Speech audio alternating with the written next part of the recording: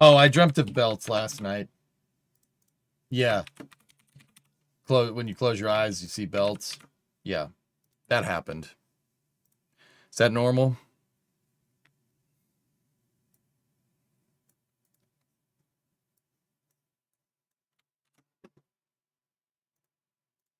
Yeah. Okay.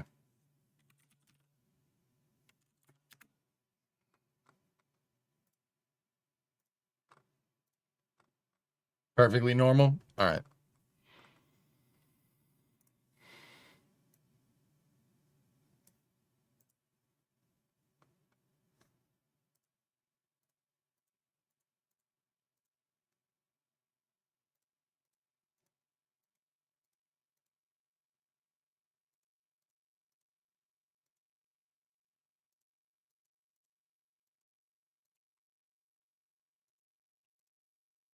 Jeez, there's so much stuff. Okay, that's a big link dump. All right. Let me get the music running and we'll get going. Actually, you know what? We'll just chill. You guys, this is going to take a second to sort it out. Creeper linked me probably about 30 links. Not that that's a bad thing.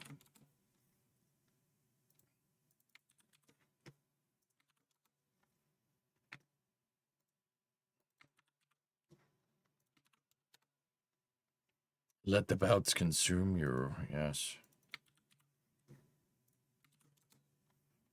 Actually, you know what well, no, maybe not. Hold on. I got to look at the schedule here. I got to kind of see what the events are going around here.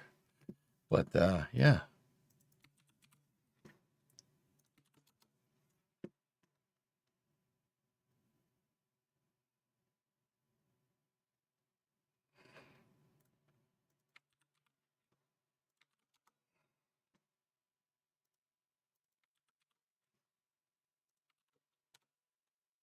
$22 by my count. Oh.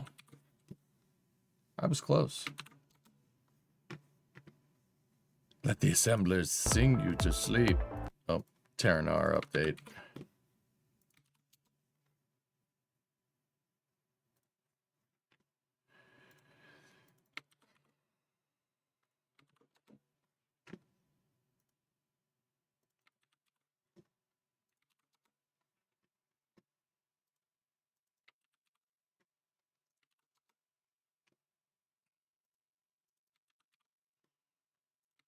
Almost done.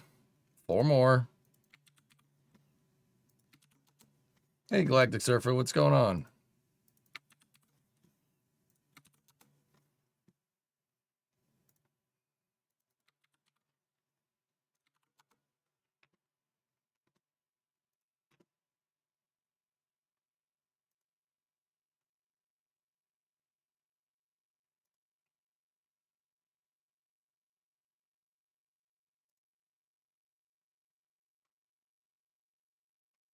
All right.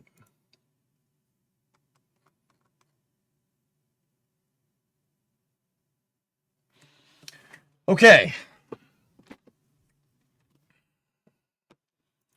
I think that's everything. Let me load up that. Let me load up next space flight. There.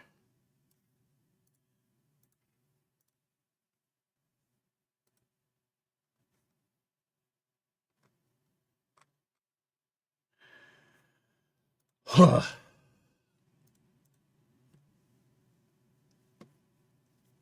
right.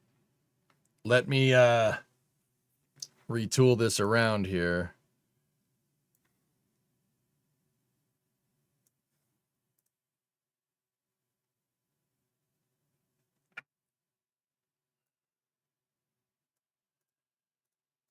I'll lead with NASA stuff. That's the big stuff right now. Rocket Lab, Stoke.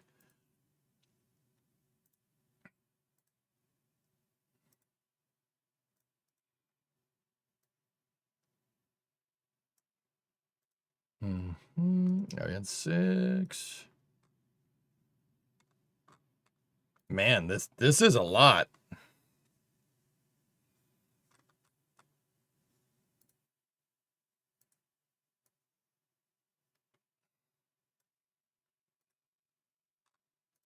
And then I put all the space new stuff, or all the SpaceX stuff at the end.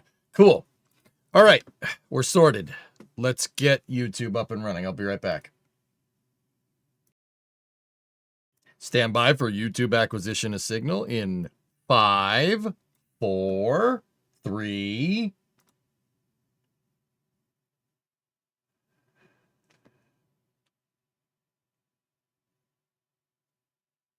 Hello, everybody. Welcome to the Space and Rocket Review. It is February 10th, 2026. Space and Rocket Review. You to chat. Tell your friends. What's going on? I'm EJ, your host. And I'm the only host of the Space and Rocket Review. But yeah, here we go. This is where we sit down and we kind of talk about what's going on in the spaceflight industry. Do these a couple of times a week, or at least I've been trying to do these a couple of times a week. So there is a lot.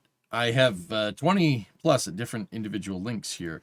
So let's just let's go. First thing I'm going to do is go to next space flight. And we'll start here. Events. Crew 12, which was supposed to be tonight into tomorrow morning, got moved. Yeah, that got moved. It was supposed to be tonight into tomorrow morning, but they moved it 3 days out. So, actually, almost 4 days out. I do have a thing on that, which is right in here. This information was... This is from Marcia Smith at Space Policy Online. This is from the Crew 12 press conference that happened the other day. Yesterday, I was at the dentist, so I didn't really get to see it too much.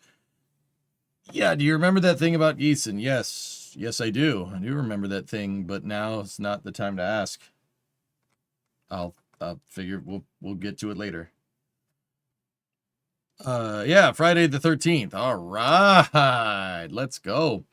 So Crew 12 launch is being delayed today, now February 12th at 5:38 a.m.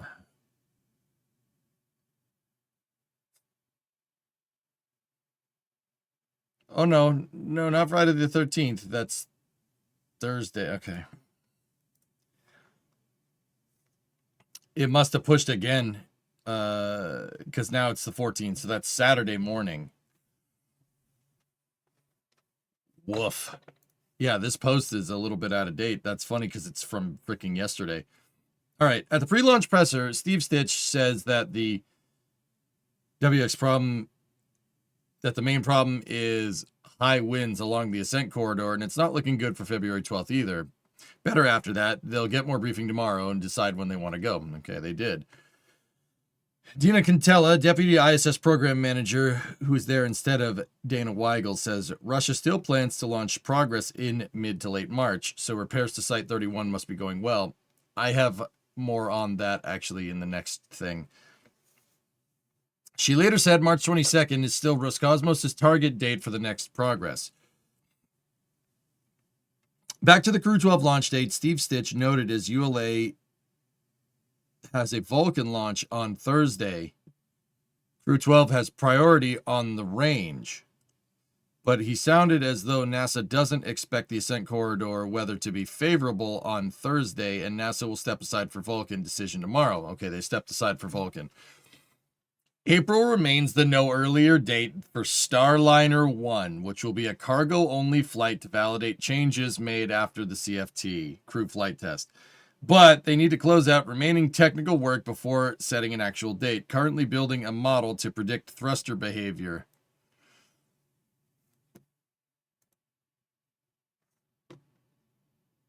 Building a model to predict thruster behavior.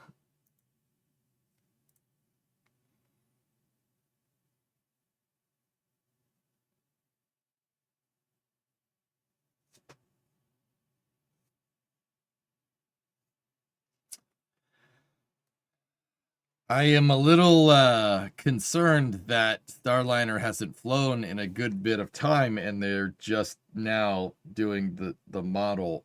They haven't finished the model, and flight is 2 months away. It's getting stuck at the station again, isn't it? No comment. No comment. Hey, Chris, what's going on? Everything's going good. Bill, what's going on? How you guys doing over on the YouTube side of things? That's good. Sorry for the late greetings. That's, yeah.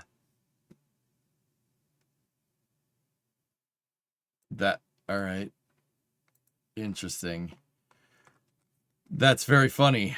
All right, well, we'll see. We'll see what happens. So check this out. Also over here, this is from Anatoly Zak. He reports a lot on what's going on in the Russian space program. Now check this out. The replacement to the collapsed service platform that disabled the only launch pad for piloted Soyuz rockets was now installed at Site 31, according to rumors from Baikonur, marking a major milestone in the repairs of the facility.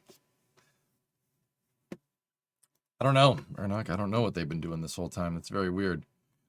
So yeah, guys, Soyuz's pad, the Soyuz pad, so that's Site 31 at the Baikonur Cosmodrome, is where NASA astronauts still do launch to the space station, and with Russian cosmonauts as well, right?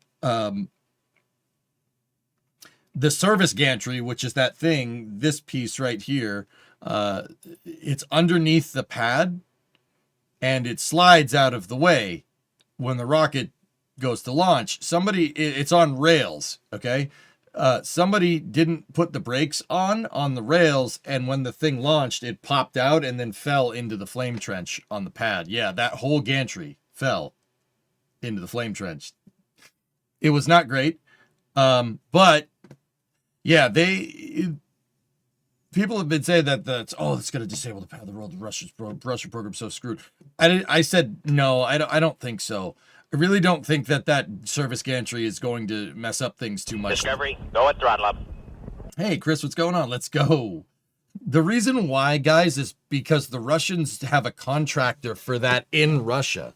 Now, that service gantry that got ejected and fell was made in the Ukraine, which... I'm just going to go out on a limb and say that they probably don't want to build another one, and we'll just leave it at that. So yeah, a lot of people thought that was a major problem. Like, oh no, they're not going to build another one. But the thing is that Russia has built Soyuz pads relatively recently, compared to Site 31, relatively. Site 31 dates back to the Soviet times. They have built a Soyuz pad at Vostochny, which is their eastern spaceport, that came online in 2017, 2018. And then there was also the pad at French Guiana that they were using with the ESA, but they are not using that anymore.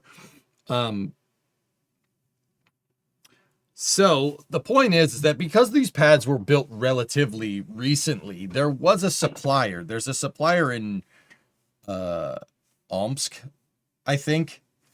Hang on one second. I got the headset timed out. Hello?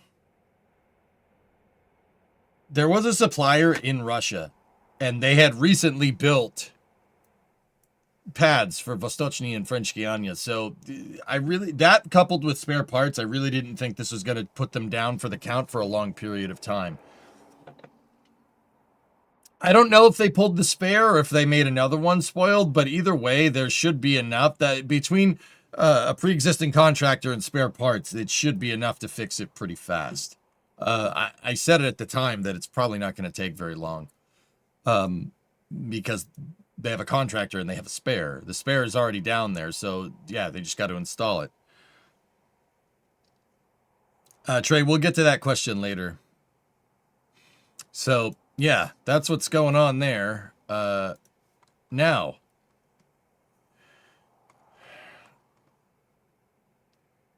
so check this out.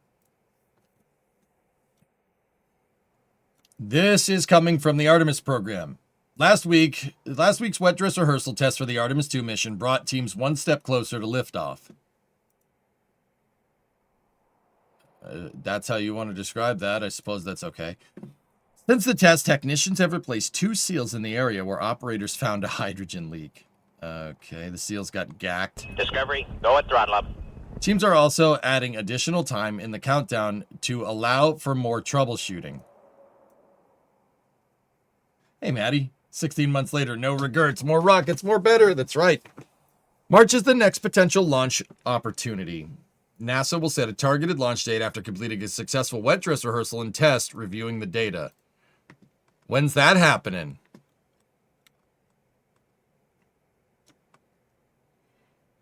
Since concluding a wet dress rehearsal on February 3rd ahead of Artemis 2, technicians have replaced 2 seals in an area where operators saw higher than allowable hydrogen gas concentrations during the test.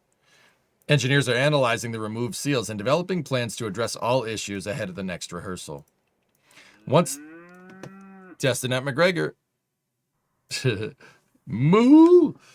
Once the Space Launch System's rocket tanks were drained of cryogenic propellant following the previous test, technicians immediately began work to access the tail surface mast umbilical on the mobile launcher and detach the ground side interface plates to inspect the area of elevated gas levels and replace seals. Don't do this, NASA. Once the Space Launch System's rocket tanks were drained of cryogenic propellant following the previous test, technicians immediately began to work to access the tail surface mast umbilical on the mobile launcher and detach rocket and ground side interface plates to inspect the area of the elevated gas levels and replace it.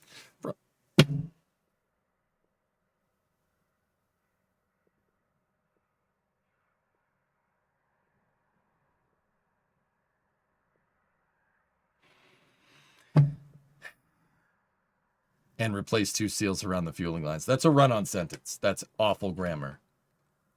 Yeah, I'm sorry. When I'm reading this, dude, reading this out loud and being clear and concise is hard enough. So, yeah, sometimes it's on me, sometimes that. 2 tail surface masts, each about 3 stories tall, provide cryogenic propellant lines and electrical cable connections to the SLS core stage. The tail surface masts tilt back before launch and include quick disconnect mechanisms that instantaneously disconnect at liftoff to ensure a safe and reliable retraction at launch. Methane Eager Space did a good video on Artemis 2. It makes me rethink why people need to be on Artemis 2. I've had my doubts, but we'll see what happens.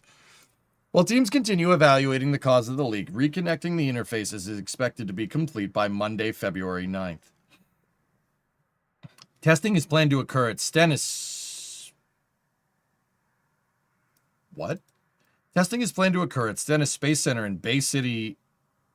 Louis, Mississippi, to evaluate additional dynamics of the plates.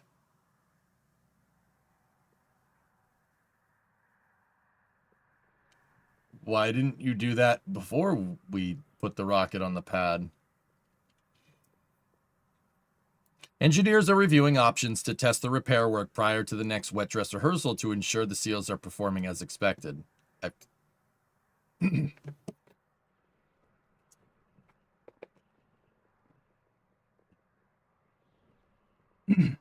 NASA will also update several operations for the next wet dress rehearsal to focus on fueling activities. The Orion crew module hatch will be closed prior to the test, and the closeout crew responsible on launch day for assisting the Artemis 2 crew into the seats and closing Orion's 2 hatches will not be deployed to the... The crew access arm will not be retracted during the next rehearsal after engineers successfully demonstrated the ground launch sequencer can retract it during the final phase of the countdown.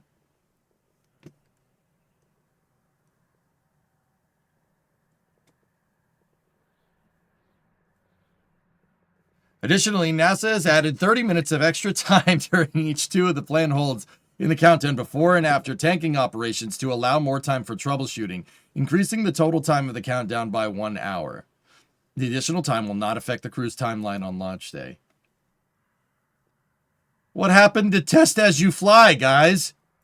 What happened to test as you fly? Oh no, we'll just add additional time for when it inevitably screws up again.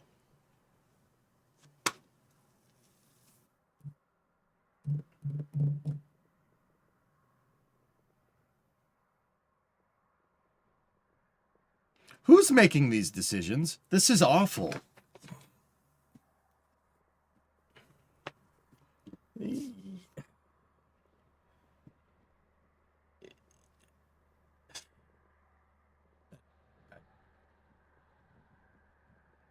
I'll talk more about that in a second. Since emerging from quarantine, NASA astronauts Reed Wiseman, Victor Glover, Christina Koch, and Canadian Space Agency astronaut Jeremy Hansen have continued training activities, ensuring their familiarity with the Orion spacecraft systems is second nature.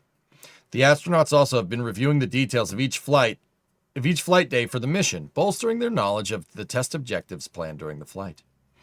When NASA continues to eye March as the next potential launch opportunity, the agency will not set a targeted launch date until after completing a successful wet dress rehearsal. Guys, I don't like this. I don't like it. I wouldn't do this way. What do I know about space? No, nothing compared to these folks. But, you know, okay. Let me give you an example. I mean, my opinion doesn't come out of the aether. Whatever, even if it's like, you're just a guy, dude, what do you know? All right. I understand that. I'm not an engineer. I understand. But okay, hear me out. You have to be contiguous with your testing. Your testing has to be the exact same. If it's different, right? If it's different, you could potentially get a different result, right? Scientific method, right? You don't do the same thing twice. It's not a good experiment because you're not comparing A to B. Now, the problems that they had with the first wet dress rehearsal don't really necessarily have anything to do with the closeout crew or anything,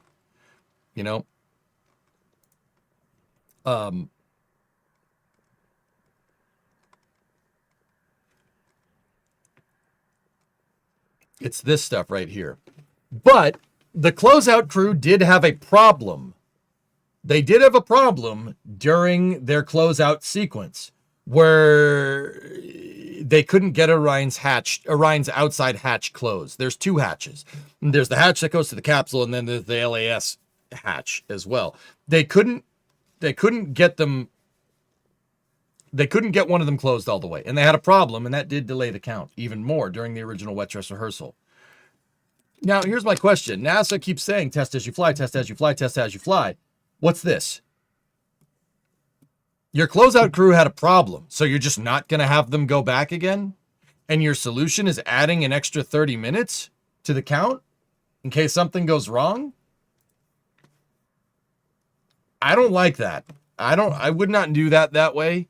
That is, once again, you have test A and you have test B. That's changing things. Adding 30 minutes for when the thing inevitably breaks is not fixing stuff. That's not fixing things at all. Now, keep in mind, there's only so much you could do with the rocket on the pad. You know what I mean? There's only so much you can do with that thing. You're not going to redesign the seal, right? You're not going to redesign it with it out on the pad, which is probably why they're just like, oh, add extra 30 minutes so we can, heat and cool it and get it to seat correctly, right? But do we even know what damaged those seals in the first place? Was it rollout? If it was rollout, why attach the seal? Why attach the TSMU in the first place? Attach the TSMU on the pad, right? Why even do that? Right? Because they said NASA hinted at the rollout, that basically them rolling the entire launch complex to the pad, basically the vibrations broke one of the seals, or both of them, right? Yeah. So this is not testing as you fly. This is doing the opposite of that. And that's going to make more problems. This does not bode well in my confidence for a next wet dress rehearsal. Something else will go wrong. Not a bad thing or anything. They're not going to get the seal to seat. Well, they may get the seal to seat, but here's the thing. You're not going to do the closeout crew activities, right? You're not going to swing the crew axis arm on this wet dress rehearsal. Here's the thing. This wet dress rehearsal might go just fine. It might be okay. Might be perfectly fine. Guess what? When you get into the count, something with this will go wrong. Something with the closeout crew will go wrong, because that's Murphy's Law. That's what happens in spaceflight.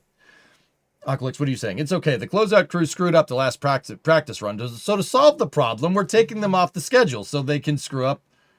So they won't mess up subsequent practice runs. No, this is not good testing. Now, I do understand. I guess I understand the 30 minutes of count here. I understand that because there's not much you could do here. You can fuel the rocket. You can heat the seal. You can cool it. You can heat the seal and cool it, and hope it seats correctly. You're not going to go redesigning the seal on the entire vehicle. That's not now. It's already on the pad. Dub question: why not mock up the connection and test it? Well, John, that's been my real big thing here. You know, NASA said that they really don't have any other way to test this. Well, that's bull crap too. That was a crock of crap. Clearly they do, because they admitted it right there. See what I'm saying? This is not contiguous. It's not concrete. This stuff has to be airtight. Well, obviously the Orion has to be airtight. That's not, I'm speaking figuratively. This is all over the place, man. It's all over the place. And you know, like, once again, do I know enough about this to really be making judgment? I got like 20,000 hours in KSP, if that helps. But also at the same time, these aren't my rules for conducting spaceflight. They're NASA's rules. And in the press conference, it's like, oh, test as you fly, test as you fly, test as you fly. Well, your closeout crew didn't complete all objectives in a timely manner in the first wet dress rehearsal, so your solution is to just not have them go to the pad?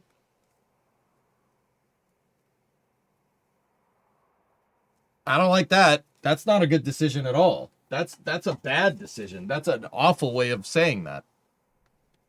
That's an awful way of doing that. How does adding 1 hour not affect the timeline? They start earlier, excessive. They start earlier. That's all. But did they say they're actually modifying their test procedures? It says testing is planned to occur at Stennis Space Center in Bay St. Louis, Mississippi, to evaluate additional dynamics of the plates. If you had plates there at Stennis to evaluate the dynamics of the plate, why didn't you do that in the first place?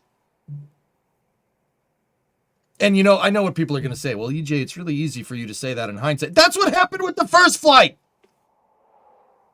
We'll do a fat electrician. Buh! How could you predict the future? Buh! No. That's what happened in the first flight.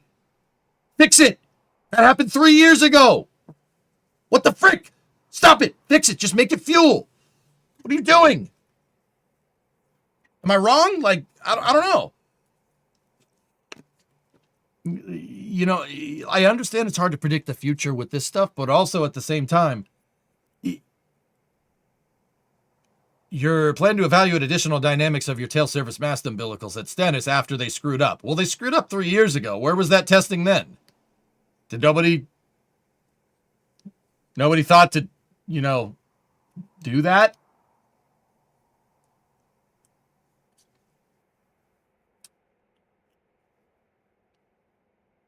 The closeout crew needs to practice. This is their first time loading people into Orion. None of this makes any sense to you. That's what I'm saying, man. What are you guys doing? What are you who's making these decisions? Stop it. Stop it. This is not the... Oh, we don't need to do that. Well, we don't need to do this. We don't do that. That is awful. This is an awful way to test. And yes, I understand that the wet dress rehearsal does not have... It does not have any... bearing on the closeout crew's activities, but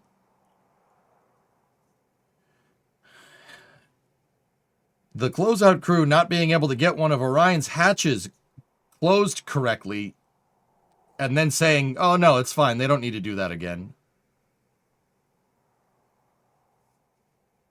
I mean, they didn't get it closed correctly initially, and then they fixed it, and then they closed it correctly, which...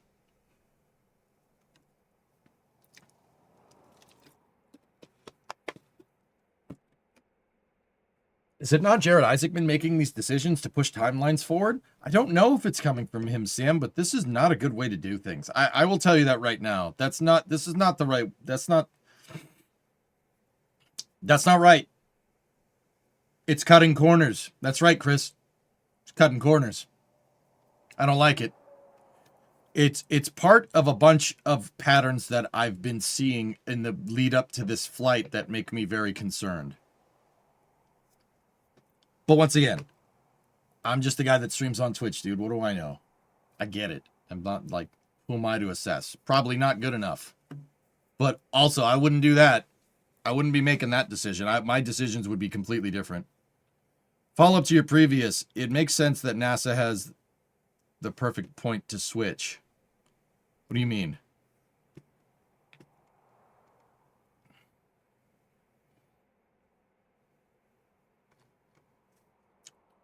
They have a timeline of government pressure over timeline. Yeah, I don't give a frick about that. Yeah.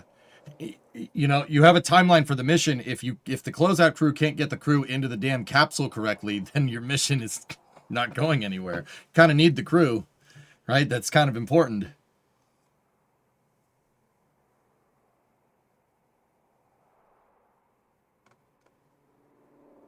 Even if the closeout crew weren't perfect before, which it didn't, this is an opportunity for more practice, which simply makes live operations more likely to go as practice. That's what I'm saying, Nader. This is you know, like, in the meantime, I would have, you know, just been like, all right, I get it. To Starship on the Moon happen in March 2027, like it has been said, or does it happen later than that? I don't know. Hard to say.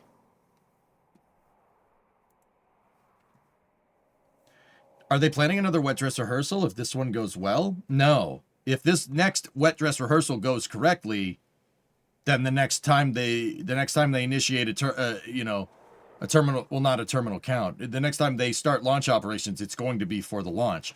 I don't like this. This is bad practice. This is terrible. Look, guys, I'm just going to put it out in the aether right now. Closeout crew is going to have some problems during the mission. They're going to have problems with the hatch. You know, you did it once, they got it to seal. There's nothing to say that you're going to seal it again the correct way on the first try. And it's not that I doubt the closeout crew, that maybe they'll get it right, and maybe I'm incorrect. And if I'm incorrect, I'll tell you. But I don't know why you wouldn't want more additional practice here. That doesn't make any sense.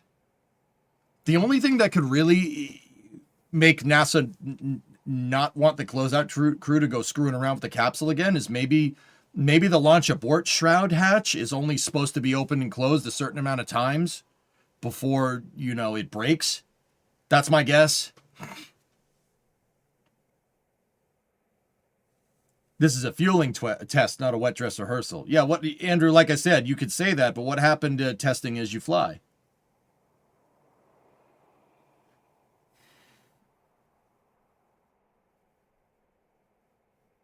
That's correct, Aqualex. As far as I can tell, sure. Yeah.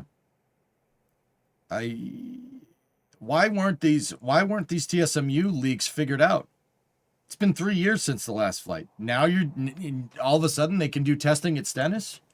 Is there any coordination here at all? Because I'm telling you, man, I'm seeing red flags everywhere.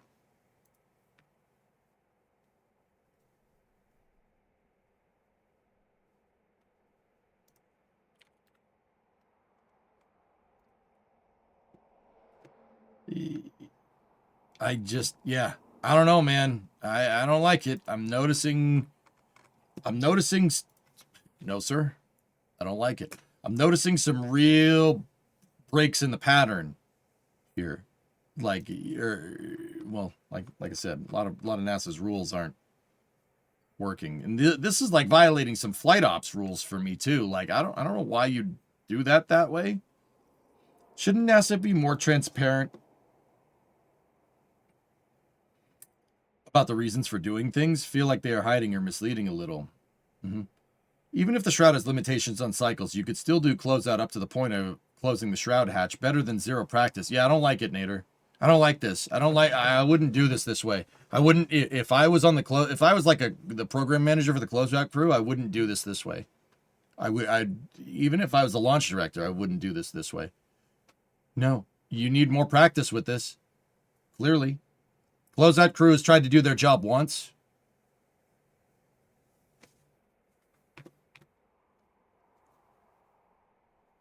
I don't like it. I'm agreeing with you. This is not a way to test. Oh, okay, cool. Is this someone trying to cover their butt for a giant screw up? It might be, spoiled. I really think that, honestly and truly, that after this last wet dress rehearsal that they screwed up. Once again, body language is a thing. If you look at that last press conference, the post wet dress rehearsal press conference, they were pissed. They weren't happy. Now, that might be because they'd been up for like 2 days straight. I'd probably be a little grouchy too. But also at the same time, like, they went through that wet dress rehearsal with the expectation that thing wasn't going to leak, and it did. It's pretty obvious. It's pretty damn obvious that that's what was going on. More practice, more better. Agreed. Do we even know if the closeout crew is the same crew for Artemis 1? There was no closeout crew on Artemis 1, Sea Kraken. There wasn't people on it.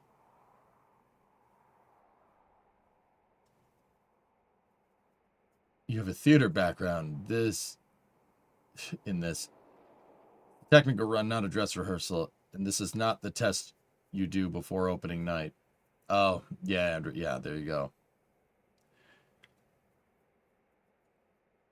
Like, I don't mean to put bad vibes out into the aether here, but this is not like, I'm not trying to dump on NASA. I'm not trying to be one of those, concerned trolls, like people that, I'm not trying to use this like as an axe to grind to say SLS shouldn't or shouldn't fly. Personally, I think SLS should fly more. My big thing here is that, look, I said this on the Flame Trench, I'll say it again because it warrants reiteration. Artemis 2 is the first crewed flight for SLS and Orion. Right? This is the easiest Artemis mission to do out of all the other ones we need to fly. The only one that was easier than this is Artemis 1. The difficulty level between Artemis 1 and Artemis 2 has jumped exponentially. This is an exponentially more difficult mission. And guess what? The next one's going to be even more. Because the Orion capsule on Artemis 3, it needs to rendezvous with some type of lander. If it's, I don't know if it's going to be Starship HLS, or if it's going to be Blue Moon Mark 2, or Blue Moon 1.5, or Blue Moon Mark 7, or Blue Moon 6-7. I don't know. It doesn't matter, right? The Orion's proximity operations that are demonstrated in Artemis 2 are going to need to turn into rendezvous proximity operations and docking, or RPOD. Around in rectilinear halo orbit around the moon. That is a significant step in difficulty comparatively to the last mission. Right? Artemis 4 is even crazier because you're flying with a different upper stage with crew for the first time. Right? Every single mission from here is going to be increasingly difficult. This is the easiest one. The only mission that was easier than this is the last one. Doing this, swap around, no closeout crew, it's just a fielding test, let's replace seals on the pad, blah, blah, blah. Doing this now, well, you could make the argument that, they're working out the kinks in the vehicle. In which case, yeah, that's fair, but you usually do that not when you're going to launch with rockets. That's generally the idea. You don't want to have stuff like this happen during a terminal count. And it did break during a terminal count during tank pressurization. Right? But look, if you're going to play this way, and like I said, this is my kind of reasoning for being a dick about this. All right? Like, just frankly being like, no, that's dumb. No, that's dumb. Because look, teething problems notwithstanding, this is the easiest one. The next one's going to be even harder. The next one's going to be even harder after that. If you're making mistakes now, you're going to make more mistakes later. If you practice lazy, you play lazy. If you practice hard, you play hard. It's that simple. I don't give a frick if it's sports, rockets, your theater troops play. It doesn't matter. You have to practice. You have to take it seriously. You have to practice like you're going to fly. Test as you fly. That's what NASA says. You're not doing that. You are not doing that. You're doing the opposite of that and then saying you're doing that. I don't like it. I don't like the mixed signals here. Look. Remember, only gets more difficult from here. Mixed signals is not going to work when something like Apollo 13 happens in the future. God forbid it does. We don't want anything like that. Right? There should 100% be 2, 3, or even more fully functional launches between full Artemis missions. We all knew the pad was sitting there for years untouched. They're acting like they didn't know. Dean, that's it, man. That's really it. They're like, oh, the pad broke. Well, we haven't used it in a little while. Well, freaking fix it. What do you mean you haven't used it in a little while? There's no test article out there. There's no MPS. There's nothing that you can put out there to freaking make this work. No mass simulators. No boilerplates. Nothing.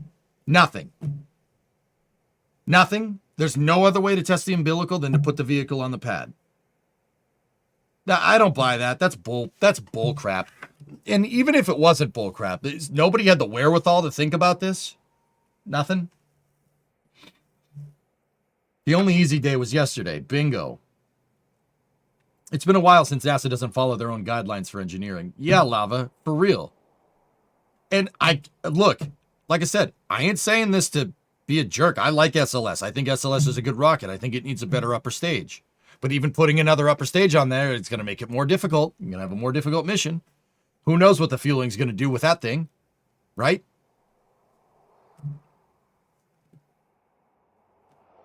You can't figure out subscale SLS simulator for testing. It would take them 5 years. Well, there you go. There's your problem, Phil. There's your problem. These guys are going to sit here and they're going to, oh, we can't do that. The money's not there. Bro, you're sending people to the moon. Shut the hell up. Not you, Phil. You're sending people to the moon. You're not doing that on a budget. I don't give a frick what anybody says.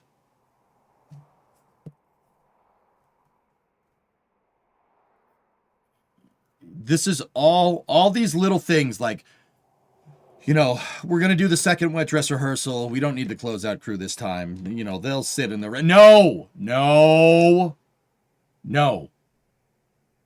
I'm noticing these red flags all over the place, from the heat shield to the countdown operations to the seals not being fixed. I was told that this problem is a little bit different. It's about hydrogen concentrations versus leak rate. And yeah, I do understand that. I get it. I know the difference, right? But what causes hydrogen concentrations? Leaks, not leak rates. I get it. But also at the same time, like, man, you put this rocket on the pad 3 years ago. You did all that testing. You did a green run. You did everything with it. Right? How come Stennis didn't have this problem when they put the thing on the test stand there? Isn't it the same tail service mast umbilical? Now from that press release, it very much seems like it's the same thing. Now if it's the same thing, then what's the difference? How do you not have more data on this? You telling me the only time you fueled up an SLS core stage was the green run, the couple of wet dress rehearsals that you did, and then the Artemis 1 launch? That's it? That's all? You can count on two hands the amount of times they've tested this.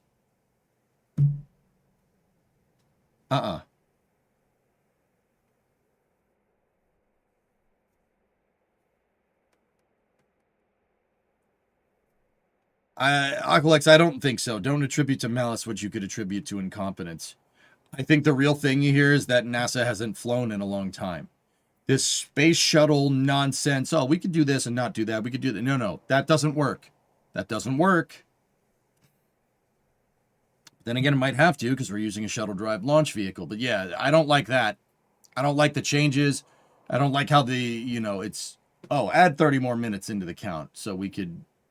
That basically is admitting it inevitably is going to screw up.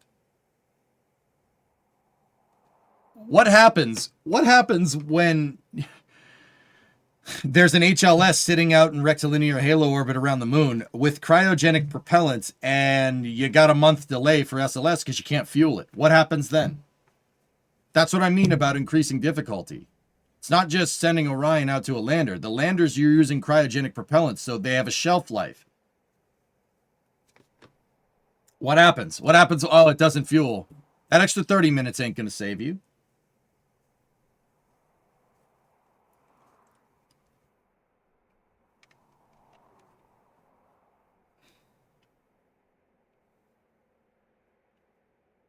Mike, once again, I'll say it. I'll just leave it with this. I love SLS. I think it's a great rocket. I really do. I honestly and truly, I say that not lying. Hand on the book. I really think it's a good vehicle. I really do. These problems seem to be stemming from a programmatic standpoint. All right? These decisions that people are making, not the rocket, the decisions that people are making are what I mean by programmatic decisions. Not having the closeout crew come back. Oh, they don't need extra practice. Why would they?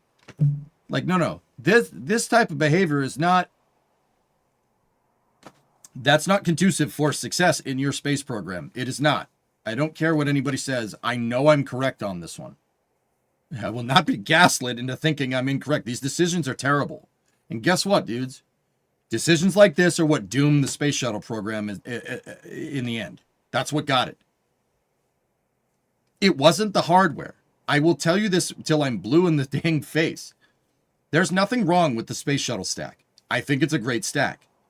The decisions made while stack was under operation were what led to the shuttle disasters. It has nothing to do with the design, save for the O-rings. The O-rings were stupid. But also the SRB O-rings. But also those O-rings work just fine when it's not 2 degrees out. Just saying. These... Oh, we could save some time by doing... No, what do you mean save some time? What do you mean save some time? The SLS program has been around since 2014. It's 2026 and you've launched once. What do you mean save some time? What is the big decision, the big flight rationale decision driving not having your closeout crew go and get some more practice? Why? That makes no sense. Other than saving some time and money. Are you cash strapped? What are we going to do? Penny pinch our way to the moon? That worked real well with the space shuttle, didn't it? You'd think that we'd learn. Anyway, let's get on to the next bit. No, sir. I don't like it. All right.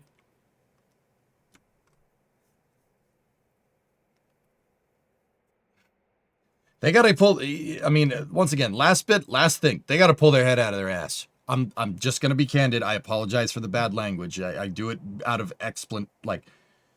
out of emphasis. You got to pull your head out of your ass. This is ridiculous. Stop it. The decisions, the flight rationale decisions driving the heat shield is a big red flag. Now the fueling procedure is a big red flag. Now the closeout crew is a big red flag. I don't like it. I don't like it. NASA has said this and then done another thing. They said test as you fly. They're not testing as you fly. And that might be a communications issue. In which case, Jared, fix it, dude. This is not great. Doesn't look good. Sorry. If the platform has been around for 12 years, why have we not been practicing for 12 years? That's a really good question, Excessive. Why haven't we? Why, after Artemis 1, dude, why haven't we sat there at Stennis and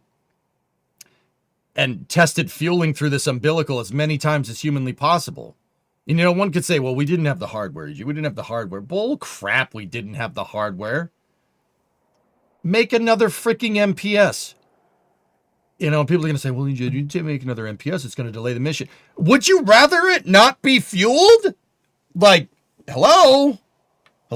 Your rocket has a fueling problem. No, just keep making them. That's fine. We don't want to delay the mission. Just keep making them. It has a fueling problem.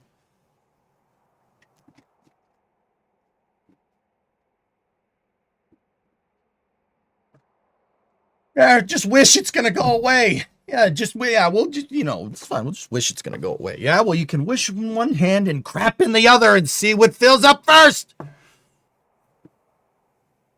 Next news. Okay, this next thing's coming from Rocket Lab. Big milestone for our space systems team. Rocket Lab and Semper Sidious, SDA, Space Development Agency, have officially kicked off work on tracking layer Tranche 3. Tranche 3. It was fantastic to get the teams together, align on the mission, and get ready to build the next generation of missile warning, tracking, and space defense vehicles. This program really matters, and we're proud to be part of it. Nice. Cool. Rocket Lab's working with the Space Development Agency, which is a government agency in the Department of Defense. They're working on satellite constellations. What do they do? Don't know. Next milestone. Here we go. Our next bit of news. Stoke Space. Happy to announce an extension of our Series D funding round to $860 million, adding $350 million to the initial $510 million raised in October of 2025. This brings our total funds raised to $1.3 billion for Stoke.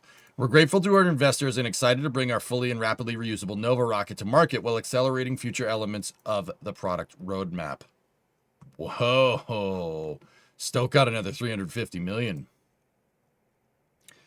Andy Lapsa must be cooking some real good stuff over there.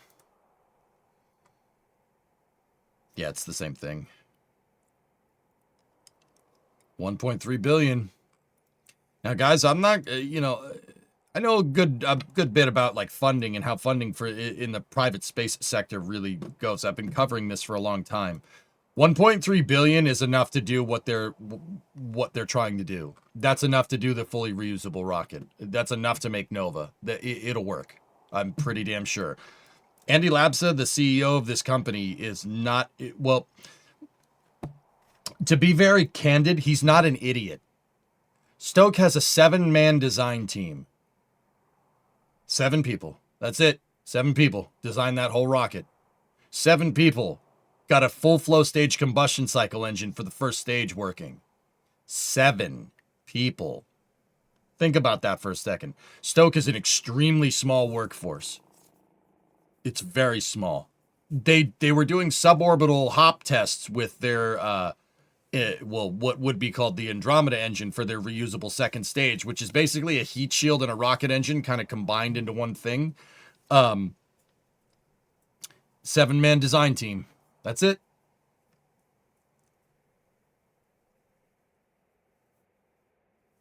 It's not like you actually need that many people nowadays with all the tools available.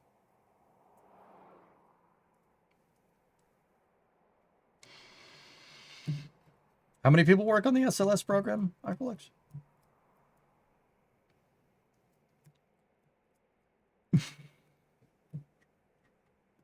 Sorry. They kick them when they're down. I get it. All right, next bit of news. Check this out. ULA's Vulcan rocket is on the launch pad for the SF-87, Space Force 87 mission that will place the National Security spacecraft into a geosynchronous orbit. It will be our next generation rocket's heaviest payload yet and the longest flight to date, lasting 10 hours. Liftoff is scheduled for Thursday at 3:30 a.m. Eastern Time from Space Launch Complex 41 at Cape Canaveral. Weather forecasters giving a 95% chance of go. Our play-by-play status journal begins at 10 p.m. Eastern, and the live webcast starts 20 minutes before liftoff. Ooh, rolling footage. We like that. Hello. So that's a Vulcan VC4 configuration. Vulcan Centaur 4 SRBs. That's going to pack a punch. It's going to go hard. I do believe this is the second VC4 to fly. They've flown one prior.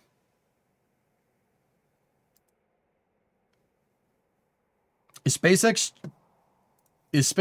that much more inefficient than Stoke? Or is Starship just that much more crazy that they need so many engineers? Falcon was the Falcon 1 rocket detail was assembled by a small engineering team. SpaceX was not always a gigantic company. Just think about that. It's not just it's the design team, but then you got to go into production, etc., etc. Stoke will expand after the first flight, most likely, or they're trying to expand now. That could be one of their bits for needing more investment money to start scaling. Long story short, it's not just about the rocket with SpaceX data, it's about everything else. Remember, the factory is your part of your expectations for the vehicle. Starship needs to be mass produced. No one has ever done this before. No one's tried that. No one's ever tried to mass produce a rocket. No one's ever tried to make a rocket that can refly on the hour. Long story short, what SpaceX is doing is pretty insane. Yeah, pretty crazy. It's very much uncharted territory. Like, very much uncharted territory. So, yeah. SpaceX needs to, yeah, big. They need to be that way.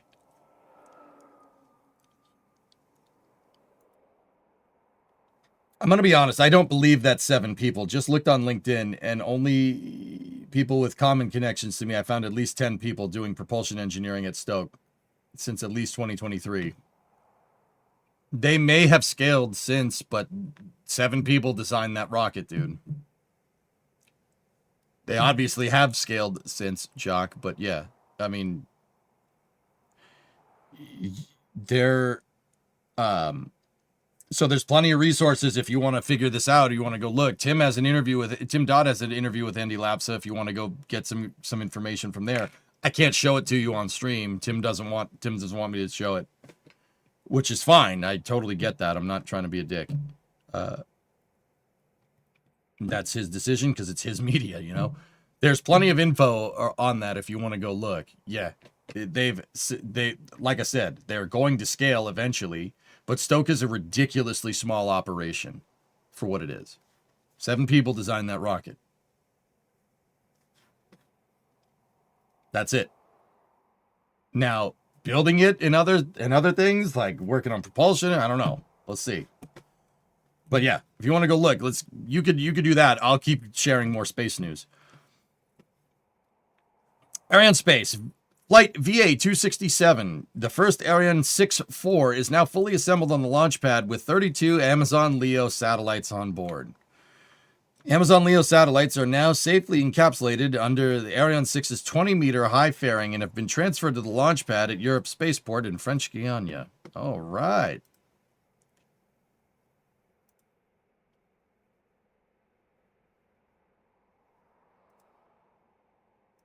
Cool. Ariane 6-4. That should go pretty hard off the pad. Milestone brings the mission closer to launch as the fairing is now installed atop the Ariane launcher. 32 satellites on board are part of Amazon LEO, designed to deliver fast, reliable internet to customers beyond the reach of existing networks. Mission VA-267 will mark the entry into service of the Ariane 6-4, 4-booster variant of Ariane 6, flying the heaviest payload launched to date for Amazon LEO's constellation. It will also be the first of 18 Ariane 6 missions supporting its development. Supporting its deployment, not development, excuse me. Get ready for liftoff. Liftoff is February 12th, 2026. All right, let's just look at it over here. Thursday at 11:45 a.m. I will be here for that. Yep, we'll be here for that. Cool. 11:45 to 12:13, Washington, D.C. time. Mission duration, 1 hour and 54 minutes. Nice.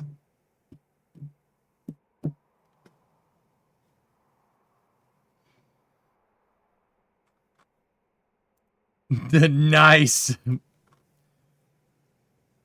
So tomorrow at 9, we have Starlink 17-34. I might come around for that. Who knows? Then we have something I don't care about. And then we have, SF-87. I signed up, full disclosure, dudes, I signed up for the NSF coverage for this. Whether they assign me to it or not is another thing. It launches at 3:30 in the morning. So, you know.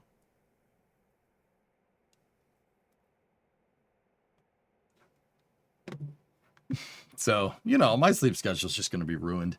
I just did that in anticipation of Crew 12. That's all.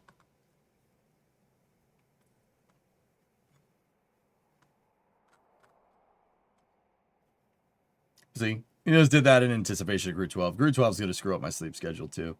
Did you know that when you signed up? Yep, I did. Like I said, I'm going to need to intentionally screw up my sleep schedule this week to cover launches. I have an ace in the hole. It's called Factorio. Well, we don't need to worry about that. It's already going to get messed up. Yeah, well, Leon, see, you get it. I'm just being efficient with my time. That's all. So, we'll see how that all goes.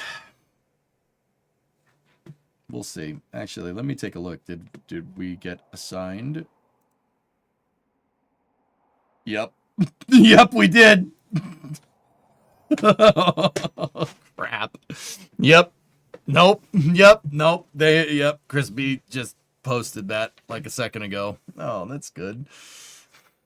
That's good. Well, that's gonna be fun, I think. All right. Let's go to the next bit of news. We have an update from RFA, Rocket Factory Augsburg. A technical update in bold letters. This past few weeks and months have been very busy at RFA. Everything is being prepared for our next first stage hot fire, and great progress has been made on our launch pad at Saxavord. Let's take a closer look. Most visible and impressive, the umbilical tower is up, 52 meters high from the ground, fully equipped with clamps to stabilize and fuel our RFA-1 launch vehicle. The rest of the launch pad has also been completed. Only the water tanks for the water deluge system will be added.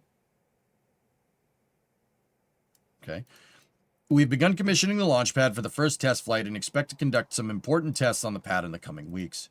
The Launch Control Center is complete and fully equipped. It consists of the Mission Control Center and the Range Control Center. From here, about 5 kilometers, or about 3 miles, 3 miles from the launch site, the team will conduct and monitor the launch. Saxavord Spaceport has completed its AIT hangar, and we were welcome to move in. This is a multifunctional hall for assembly, integration, and testing. AIT for short. You should probably put that up here, but whatever. That we will use for final work and integration of the rocket stages. There's also a clean room for our customers, which provides them with optimal conditions on site and access to their payloads for as long as possible. In short, everything is more ready than ever to receive a first new stage. Yeah. Cool.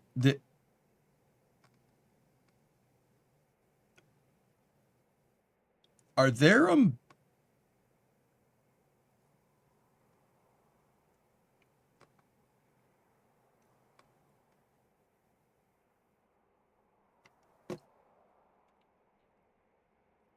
umbilicals on crane segments?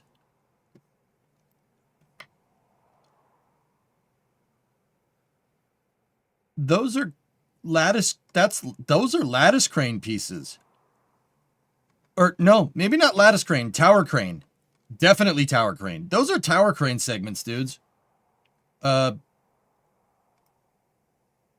right.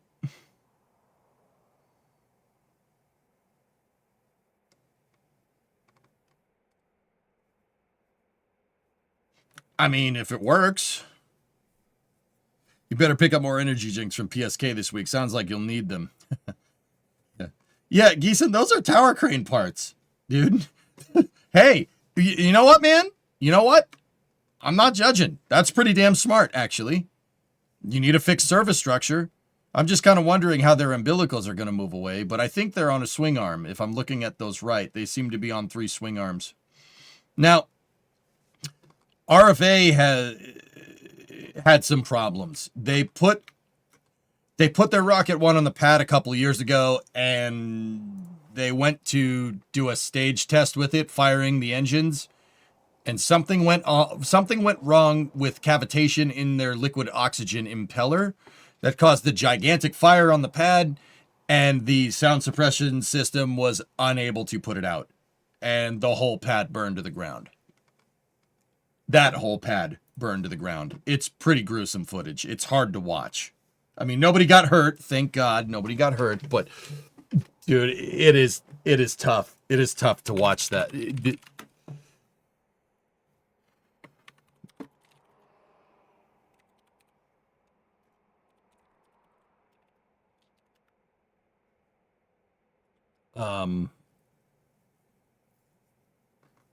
Yeah. Here. I'll show you. It's pretty bad.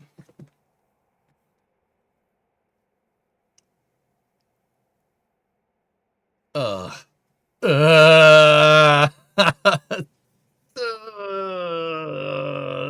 came out the side.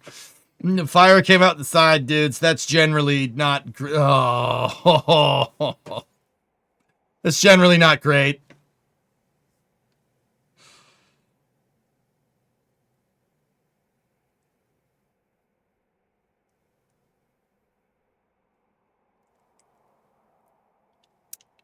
Yeah. So, see, here's the problem here.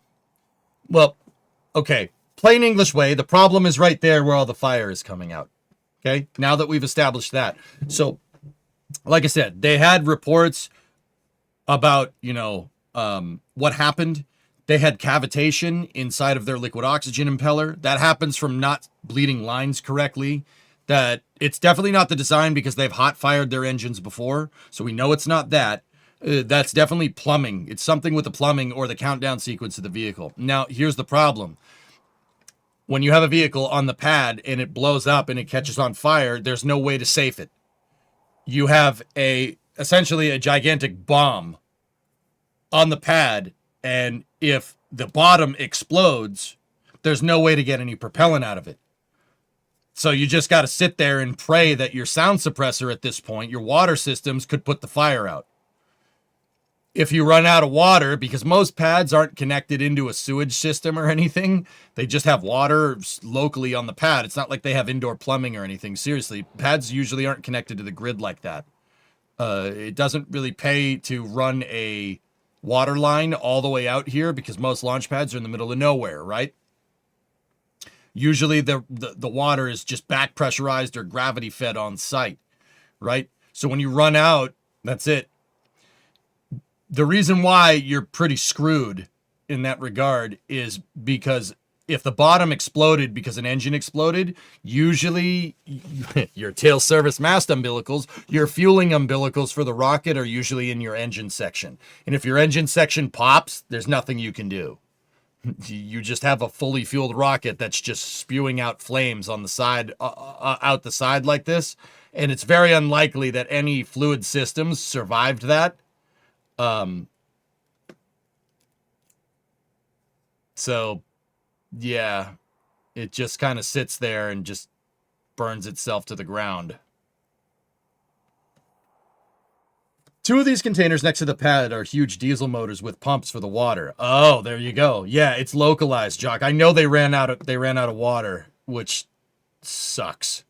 Dude, that is like slow and painful death. That's such a hard thing to watch. And I'm frankly amazed that RFA had the stones to actually release all this footage. There it goes. There it tips over.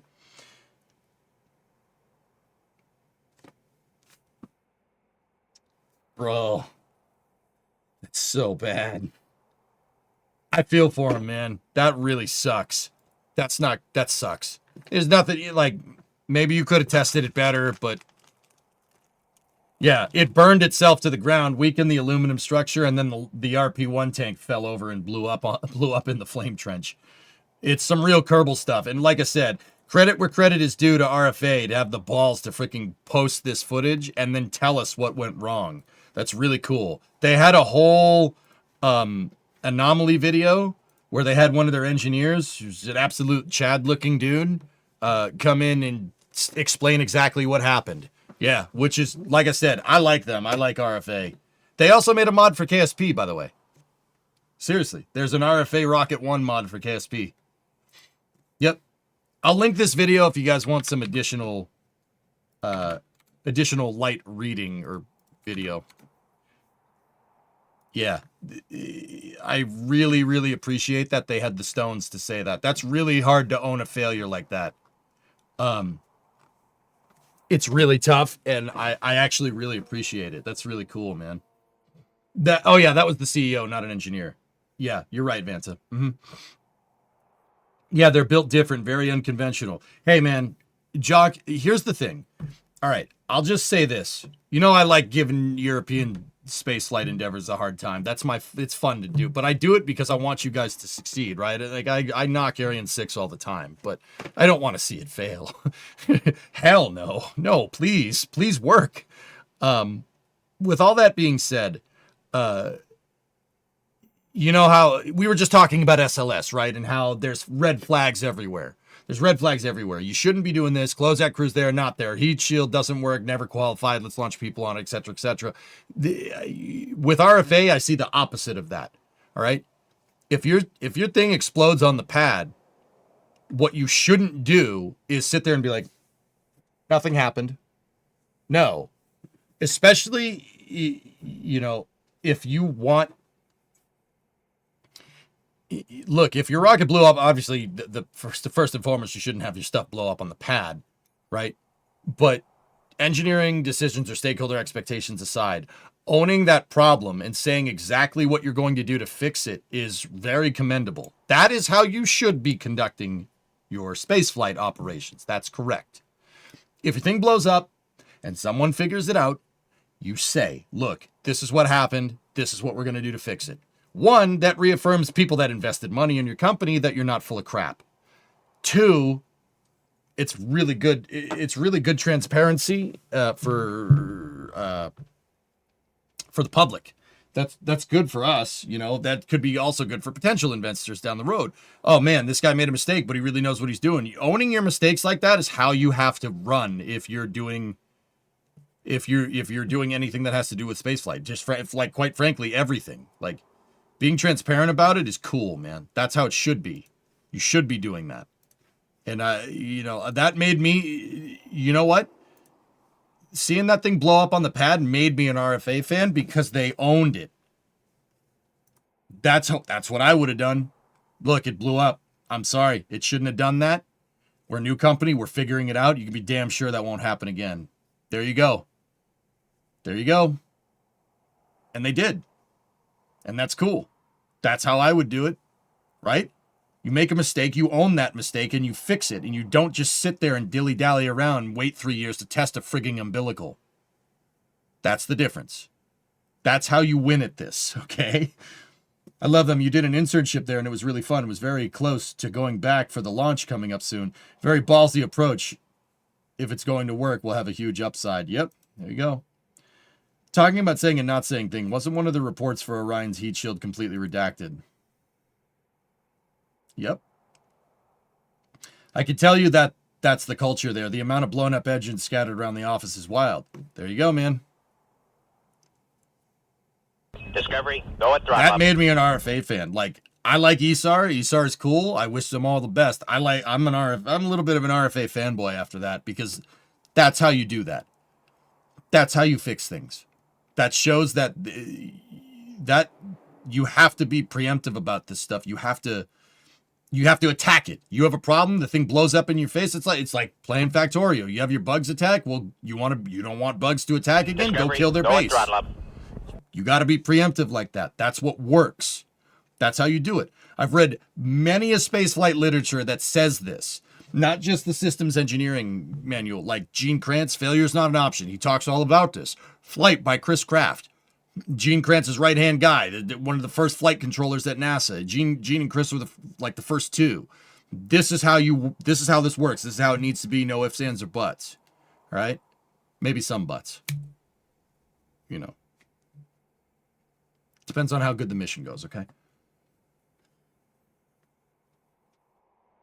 Hired, 85-month resub. Burbs with a 75-monther. It's good stuff, man. I really appreciate it. And I really do wish them well. I'm a huge fan.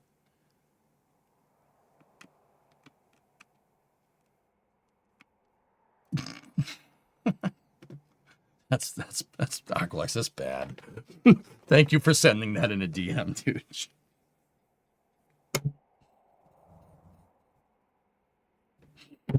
Could we change the subject to something less controversial, like the Super Bowl halftime show? Oh, wait, no, never mind.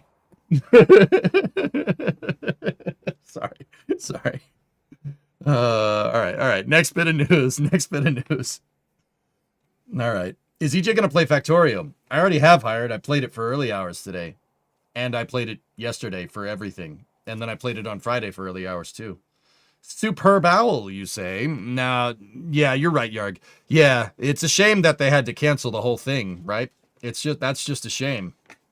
The whole thing got canceled because everybody got the flu. They got the flu.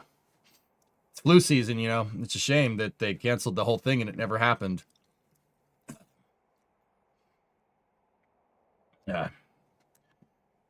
It's just, you know, that just sucks. I feel bad. Anyway, next bit of news. Vast. This is coming from Vast. All right. So early and iterative human-in-the-loop evaluations are at the heart of Haven 1's design. Just for context, Haven 1, Vast is a company that is working on building the first commercial space station called Haven 1. And it's scheduled to launch early next year. Engineers and prototypers work closely with Drew Feustel, ex-astronaut, also race car driver, to maximize ergonomics in the tunnel, optimizing safety, placement, size, and functionality of the intermodule ventilation duct interface. No, I'm serious about that. Drew is a race car driver. He that's what he does on the side. on top of being an astronaut.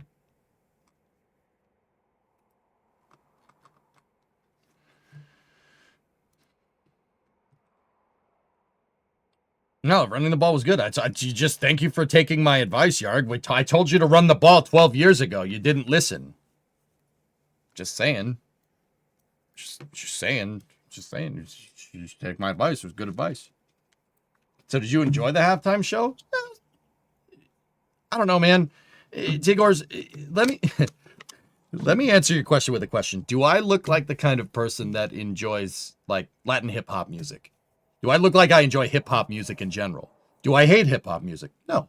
Do I hate Latin hip hop music? No. I listen to music every morning. The music that I listened to this morning was Bark at the Moon by Ozzy, She Sells Sanctuary by The Cult, and You're in Love by Rat. My musical taste diverges here from the halftime show. And I'm not that's it. That's all. Like it was cool. There was a sick 1970 F-250 camper special in the halftime show. That's all I'm saying. That's all I'm saying. That's all I'm saying.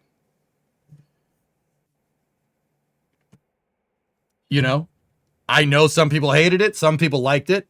I'm indifferent. I saw an F-250 in it and I'm like, all right. Dude, that was a 1970. Hang on.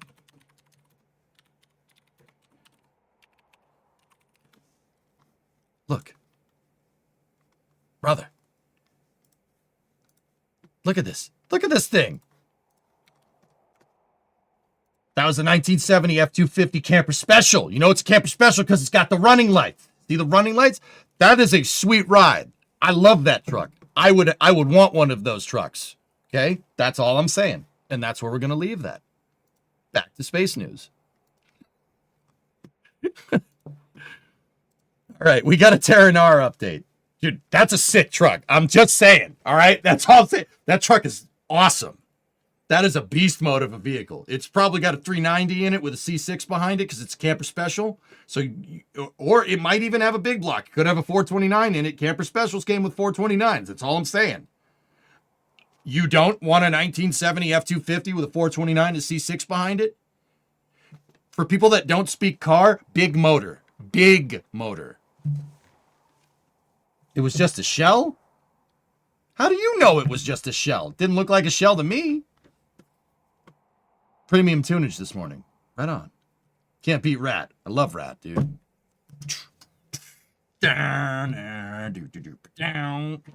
that being said, dude, like, yeah. I watched it. It's cool. Like, I appreciate it. Dude, there was a lot of effort put in there. Like, clearly, I can appreciate a lot of effort, but that's not the type of music that I listen to, dudes. That doesn't mean I can't appreciate it either. You know what I mean? Like, it's really not my style, man. Like, look at me. Do I look like I like that? I mean, I don't know. You never know. You shouldn't judge nowadays, right? Like, who knows? Anyway, we got an update from Terran R here, and unfortunately, I got to watch it on mute, so we'll just turn on the closed captions and kind of hope from here. This is the January update from 2026. To call it music is a stretch, though. Yeah, brother. Here's the thing, man. Is that the type of music that I would listen to?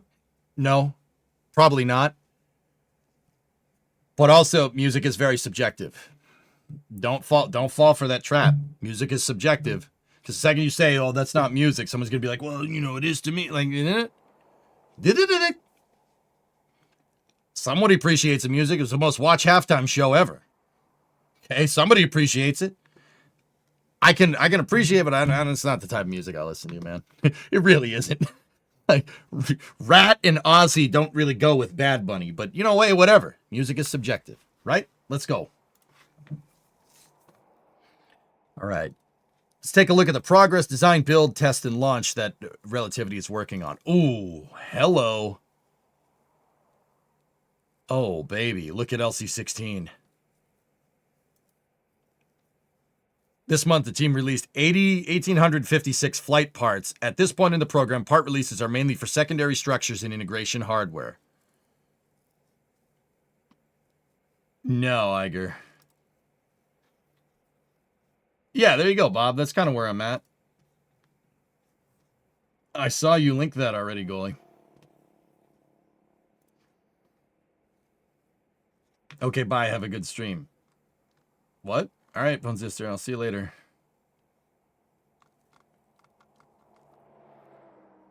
Really happy to hear She Sells Sanctuary in San Andreas Radio. It's a great song, dude. I'm sorry, Bone Sister. There's like 10 people talking to me in both chats. I'm sorry if I missed your message. How are you? A nice keyboard, yeah.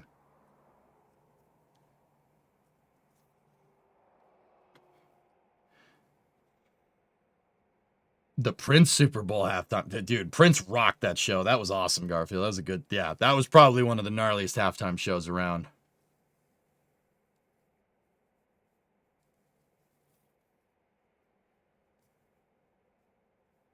Oh, yeah, some 3D mouse action.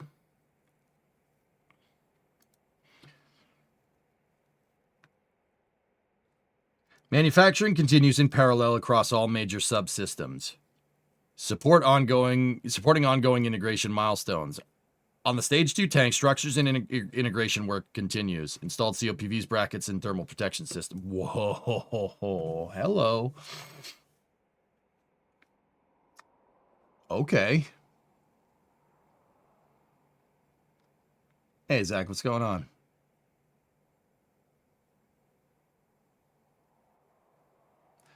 Yeah, I don't know, Deadbringer. I don't know. I want to say hi to everybody. And look, let me just say this as a general PSA. If you think I'm ignoring you, I'm not. If I was ignoring you, you'd be banned from the stream. Okay? Basically, if I don't like you and I'm ignoring you, I'll let you know. Until then, it's just hard to keep up with chats. That's all.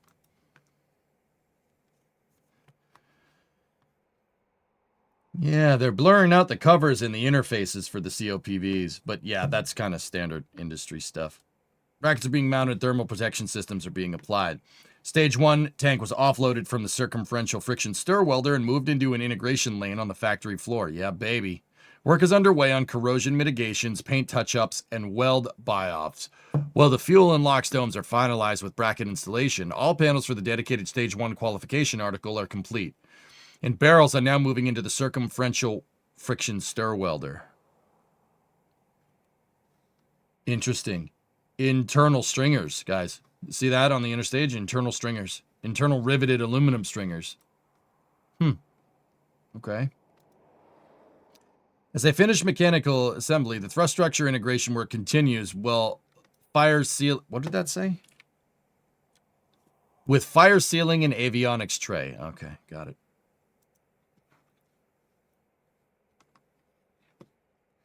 Installation complete and harness routing is underway. There you go. The forward barrel of the inner stage. The forward barrel of the inner stage completed machining on the vertical turning lathe, and the aft barrel will follow shortly. Domes for the Stage 1 qualification article and future flights are on site and undergoing mechanical assembly. Yeah, just a quick addition here. They don't make those domes. Those domes are bought from Ariane Space. They're Ariane 6 domes. No, I'm not kidding. They also use an Ariane 6 fairing on Terran R. Yeah, kit bashing. It's starting to happen in the private industry. Pretty cool, huh? Sean, I don't say much, but I'm here daily. Keep up the good work. Thank you, sir. I know, man. I know you, bro. Appreciate you.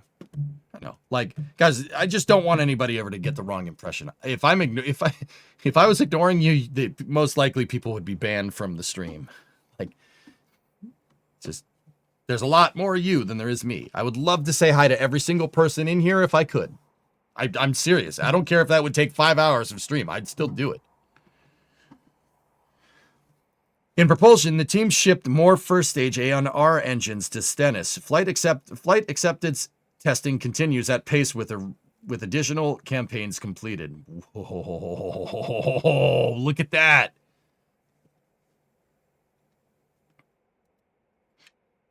Enabling infrastructure to support test campaigns is progressing as well. The A2 stage test stand, all vaporizers which convert cryogenic liquids into controlled gas flow have been lifted into position. Nearby, the slab is nearly complete and columns are being installed for the new hangar. January brought a chilly Florida winter, but it didn't slow down progress at LC-16. Dude, look at this, man. So, okay, little bit of background here. So see that little building right there? Oh, this is space. I'm in space. Twice a gift of the sub to Bellum. Hey, you love your work. Appreciate you guys. Quasi, what's going on? John, how you doing? Dan, what's going on? I'm serious. I'll say hi to everyone. I don't care. It doesn't bother me. What are we going to do? Waste time? This is long format content. It's cool. Now here, seriously though, time to learn. That's Terran 1's integration facility. That's their horizontal integration facility. They did do one Terran launch from the Terran 1 launch pad right there.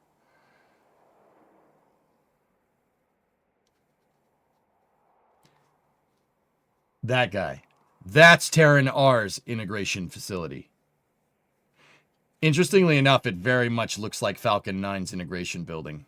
But Terran R is very similar in size. It's actually a little bit bigger than Falcon 9. But yeah, their launch deck is right here. Their flame diverters installed right there. They got a water tower ready to go over there. Don't get me wrong, fellas. They're still a little ways out from launch. I'd say at the very least, 6 months. It's probably more than that, but this is still really good progress. What's the size comparison for R to 1? Terran 1's about the size of Falcon 1 binary, and Terran R is about the size of Falcon 9. Would you sit in that blockhouse for a launch? Yeah, sure. LC-16 is a former...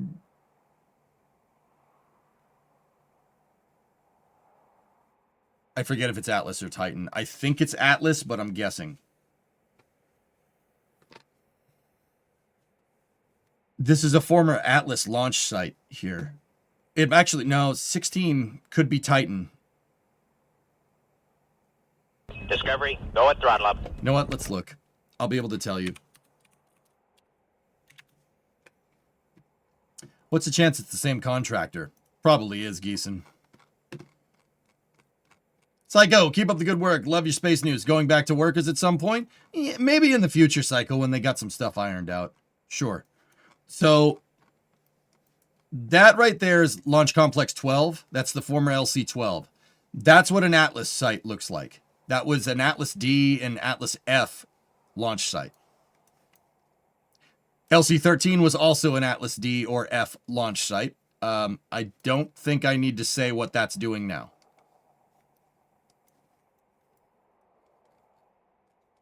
There's Complex 14. Complex 14 is Stoke.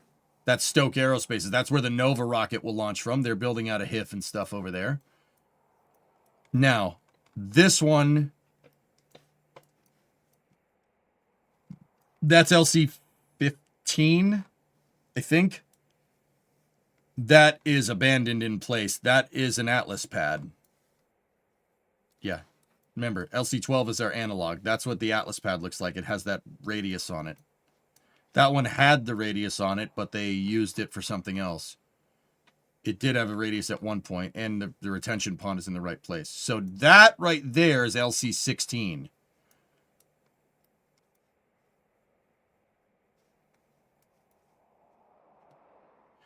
So that's relativity right there. You could see them building the HIF in this picture. That's the Terran 1 building. That's the Terran R building. This is a really old picture. This is from April 25th, 2025. So about 9 months ago. Well, a little bit more than that, but you get the idea. That is an X-Titan launch complex. Yeah, it's Titan because it looks exactly like this one right here. That's LC-19, I believe. So yeah, it jumps from 16 to 19 to 20. LC-20 is over here. That's Fireflies. Firefly is doing something with that. I don't know what they're doing exactly, but they're doing something. On Google Maps, it's named Relativity Slick 16. Yeah, yeah, it could be SLC, LC, whatever. But yeah, this used to be 4 or 5 Atlas pads and then 3, no. 15 is a Titan pad. So yeah, it was 4 Atlas pads, 11, 12, 13, 14, and then 15, 16, 19, and 20. It's pretty cool because they all used to look like that. When your boy first got into spaceflight in the late 2000s, that's what it looked like. Nothing. All abandoned pads. Now, don't blink. Boop. Now we're talking. Now we're talking. Over here is LC-36, Launch Complex 36, which is a former 2-pad launch complex. This was Space Launch Complex 36A and B, and LC-11. Blue Origin leased 3 of these and combined them into one thing. And that's where New Glenns launch from. New Glenns launches from. Why is there no 17 or 18? Oh, there is. 17 and 18 are down here.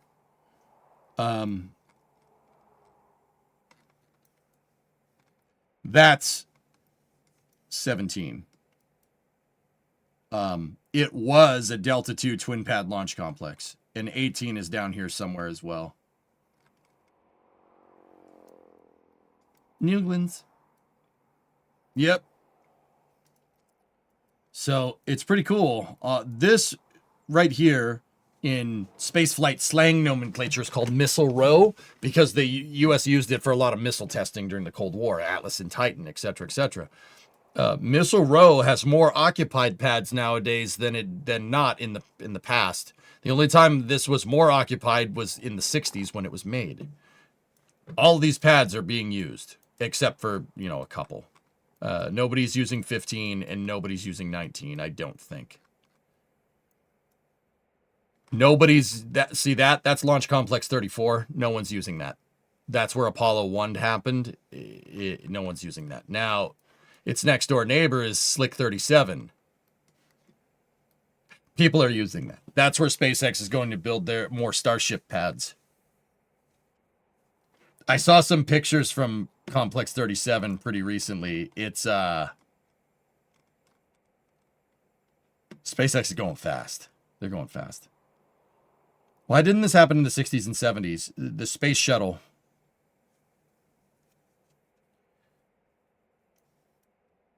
The space shuttle, dude. In order to get the space shuttle on the books and working, John, they had to rope the Department of Defense into the shuttle program to make one launch vehicle that does everything, civilian or defense. And so what the Air Force did in the late 70s into the early 80s is start to phase out Delta and Titan and Atlas. The Air Force subsequently pulled out of the shuttle program in 1986 after Challenger, and then came up with the Evolved Expendable Launch Vehicle program, which gave us Titan 4, Atlas 3, a couple of other things. The shuttle stunted the commercial industry. The shuttle did a lot of things, dude, yeah. What will Terranar be launching? Probably some type of proliferated network of satellites, if I had to guess. With maturation of ground systems and launch complex facilities occurring simultaneously, siding on the booster processing section of the horizontal integration facility is nearly fully enclosed, and spray foam insulation is halfway complete. Siding on the southern portion of the horizontal integration facility, which will contain encapsulated fairing breakover devices and mate operations, will begin once remaining internal fit. Yep.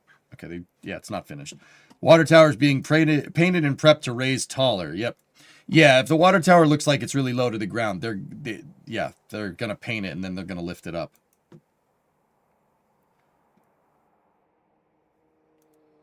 Launch mount concrete cure is completed for this month's pours, with formwork being removed soon and structural steel installation beginning. These are propellant lines. With continued momentum across design, build, test, and launch, we're heading into a critical stretch of the year. Thanks for following along, and we'll see you next month. Cool.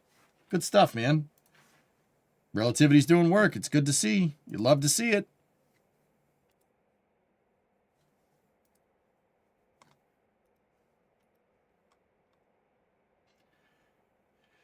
Why are some called Space Launch Complex and others just Launch Complex? There is no unifying thing that denotes what makes it an SLC versus an LCLS. It's just really whoever operates the rocket there, whatever they want to call it, they call it that. They could call it Launch Banana 5 if they really want to.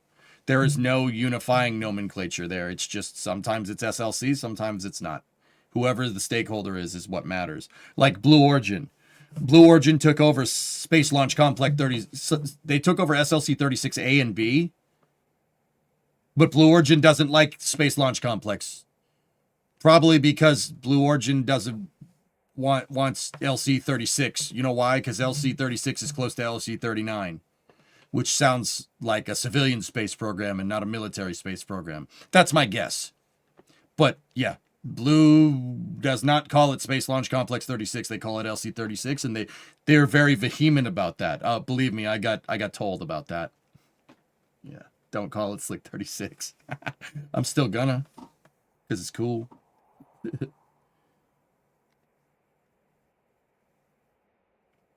My personal headcanon is Space Launch Complexes are West Coast and Launch Complexes are East Coast. Good enough. Sorry, I patented Space Banana Launch Complex. They can't use that.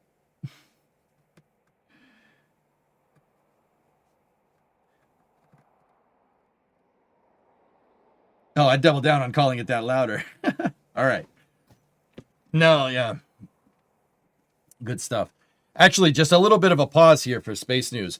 Did you guys hear that Blue, we heard whispers that it's always whispers with Blue, which is why I say it like this, because they never say what they're doing.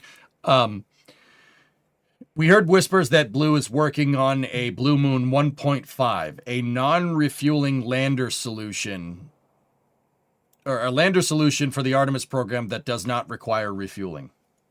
And Jeff Bezos actually yesterday, or wait, was that this morning? I don't know if it was this morning or yesterday. I don't know what day it is. It's fine.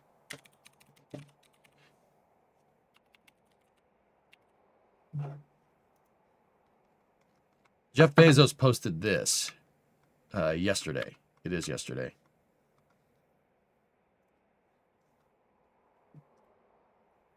He posted a picture of a turtle. Actually, that's a tortoise. Sorry, I looked at the shell. It's not a turtle. It's a tortoise. Differences. Big differences.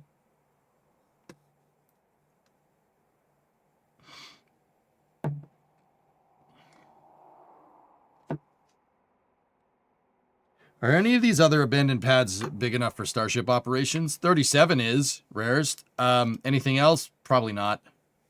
Probably need to build something new. They're moving at a slow but methodical pace. Tortoise in the hare, I believe, was the implication here. And I think Elon...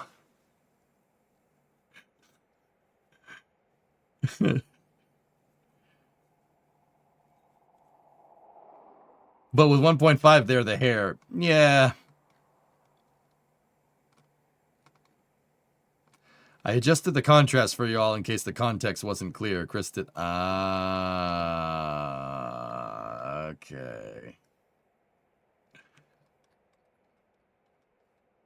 Who owns the pad leases? The government.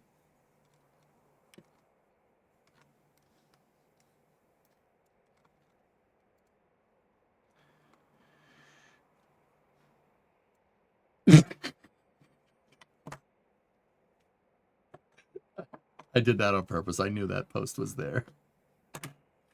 They're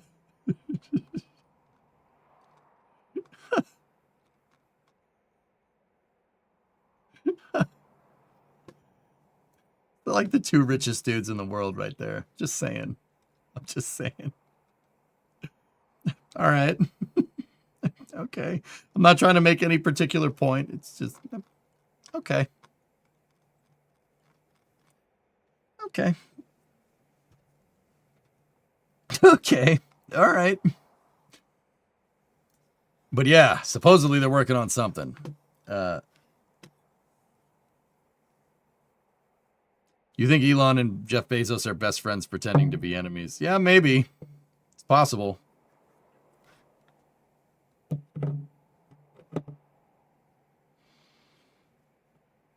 I didn't know Ferrari were doing F1 promos on the moon. Ooh, spicy.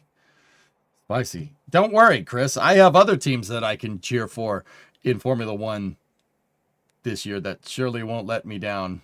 Like Cadillac or Haas or something.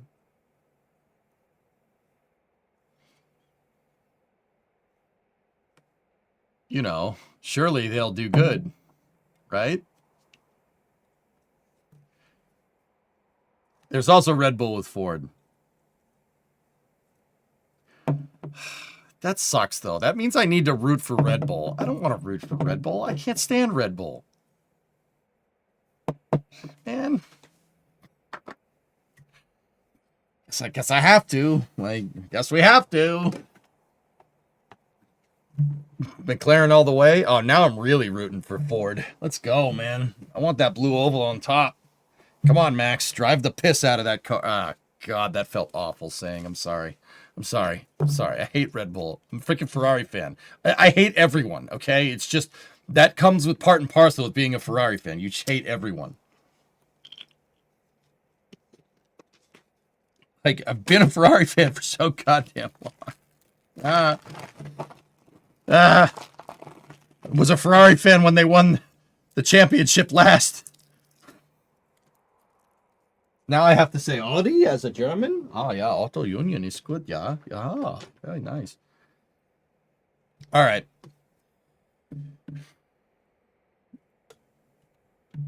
Could SpaceX combine launch pads like Blue for Starship? Yeah, sure, anything is possible.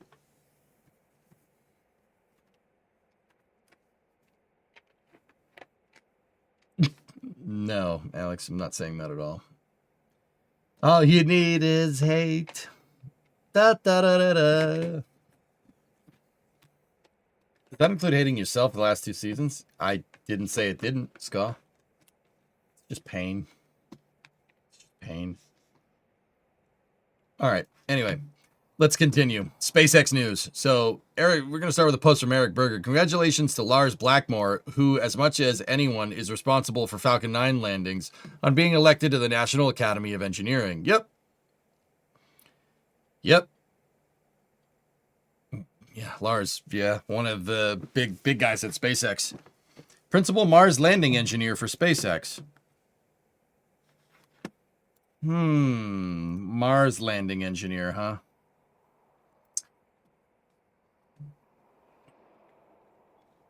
For those unaware, SpaceX has already shifted focus to building a self-growing city on the moon, as we could potentially achieve this in less than 10 years, whereas Mars would take 20 plus years. The mission of SpaceX remains the same: extend consciousness and life as we know it to the stars. It is only possible to travel to Mars when the planets align every 26 months, 6-month trip time, whereas we can launch to the moon every 10 days, 2-day trip time. 2-day trip time. Whoa, that's a high energy transfer on a 2-day trip time, but hey, whatever. This means we can iterate much faster to complete a moon city than a Mars city.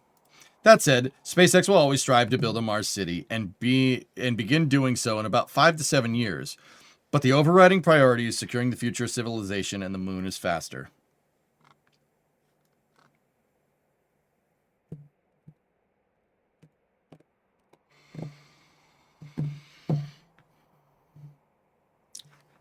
Didn't Artemis 1 take a week to transfer out to Luna? No, it took about 3 days, Aurora.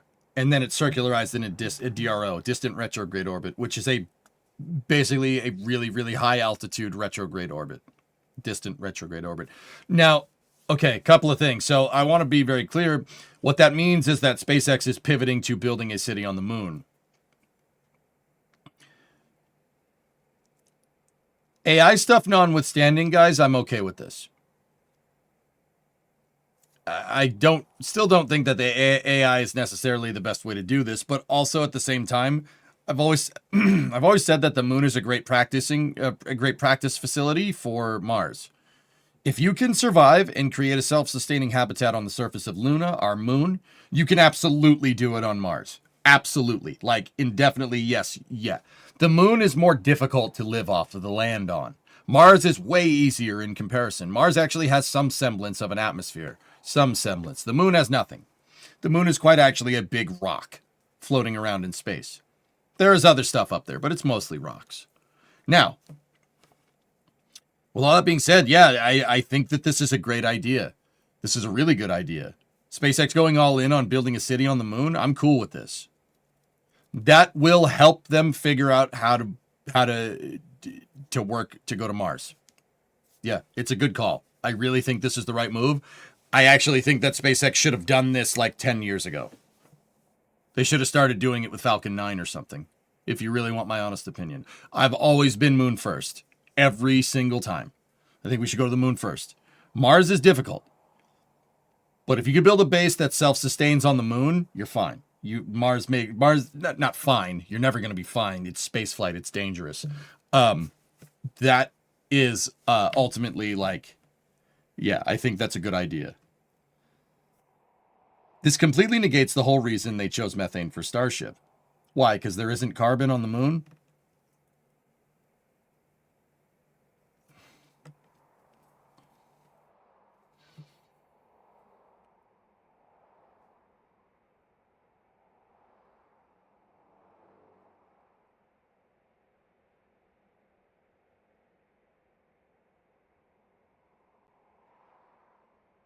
Look, man, if you can live off the moon, you're fine. And I think that, yeah, methane makes more sense for Mars, but the moon is right there. They want helium-3. I've never heard Elon say anything about helium-3, Rick, to be honest with you. But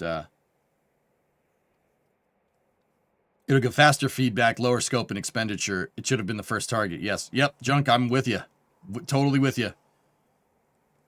Do they have to fix the mural in the parking garage? No, I think that they're changing around their expectations to work around Mars. Guys, you got to understand, this is great.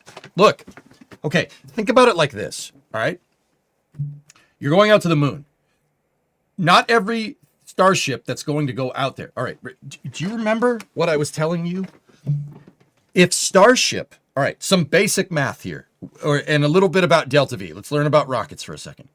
So Delta V in spaceflight is how far a rocket can go. That's how far it can go. It's measured in acceleration.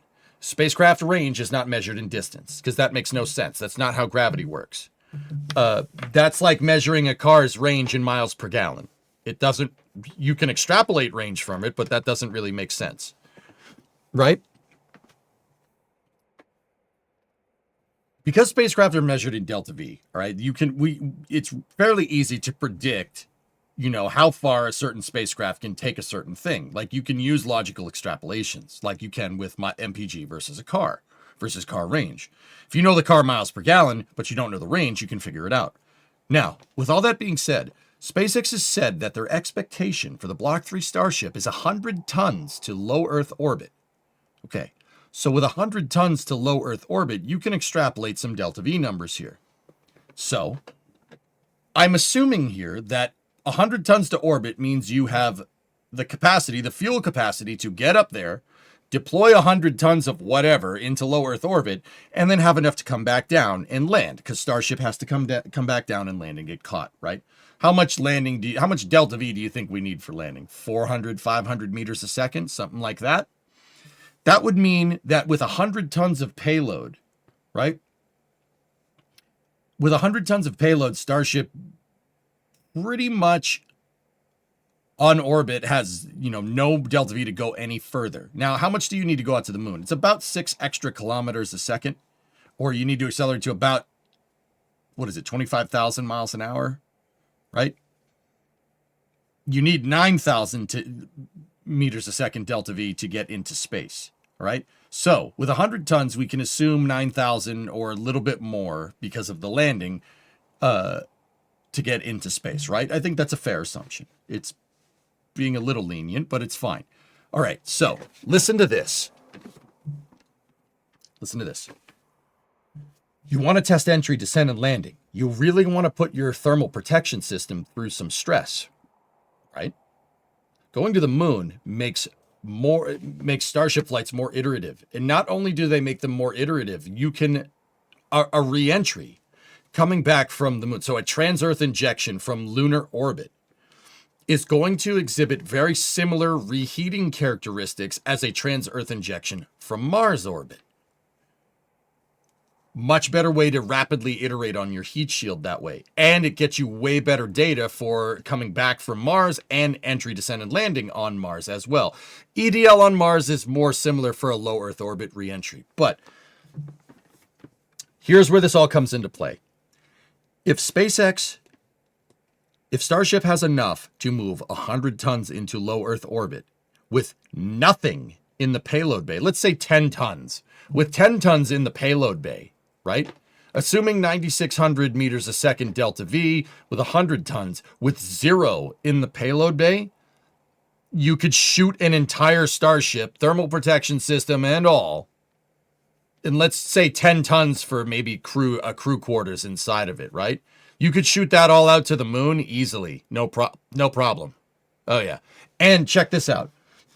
Check this out. Another thing to take into account is that Elon is estimating a 2-day trip time to the moon. 2 days. Apollo took 3 with a rocket as big as the Saturn V. Now, Starship has a little bit more kick behind it than a Saturn V. Right? And ultimately, we'll have more Delta V. Right? A Starship with 10 tons on a 2-day trip cycle is assuming probably, instead of 9,600 to get into space, if you take all 90 tons of payload out, put 10 tons of beds and people inside of Starship and the life support systems to send them out there, that's probably closer to 15 or 16, maybe 17 kilometers a second total Delta V. And, what that means in plain English terms is that you can use Starship just to get people to the moon. With refilling operations for landers in low lunar orbit, you could get people to the surface of the moon by having them fly direct to lunar orbit on a Starship, rendezvousing with a fully fueled Starship HLS, and then going down and landing. Yeah. Direct access to the moon. If you did a refill, right? If you did a refilling flight with 10 tons, with that same 10 tons of payload, Starship could land on the surface of the moon. And then come back. Think about that for a second. A Starship could launch into space with, crew on board. Refill in low Earth orbit, and then go to the surface of the moon from low Earth orbit. If we assume SpaceX eventually wants Starship to be able to have 200-ton payload capacity to LEO. If we assume 200-ton, you could go direct to the surface of the moon from a launch and back. Think about that for a second. SpaceX going ham on the moon is going to be a great way to iteratively test your heat shields for interplanetary trans-Earth injection trajectories. What does that mean in plain English? Coming back from the moon, coming back from Mars puts way more stress on your thermal protection system. It gets way hotter because you're falling from a much higher distance. Right? You throw a ball up in the air, right? 100 feet up in the air, right? It's going to come back down with a certain speed. You throw it 1,000 feet up in the air, it's probably going to hit terminal velocity, but terminal velocity is faster than what it would be on its arc for 100, right? Same idea. Only you don't have terminal velocity in space because there's no atmosphere. Does that make sense? How would boil-off work? I'm assuming that if they got refilling figured out, ride tech, that they probably have boil-off figured out. Long story short, header tanks. Yeah, Discovery, carbon on the throttle moon up. is a solvable problem. That's really the gist of what I was getting at. SpaceX is building a Starship park at Starbase. Hopefully it's public. I want to walk near Starships. Sent you the document. Oh, sign the document. Oh, that's cool. Neat. Hey, Jam, 131-month resub.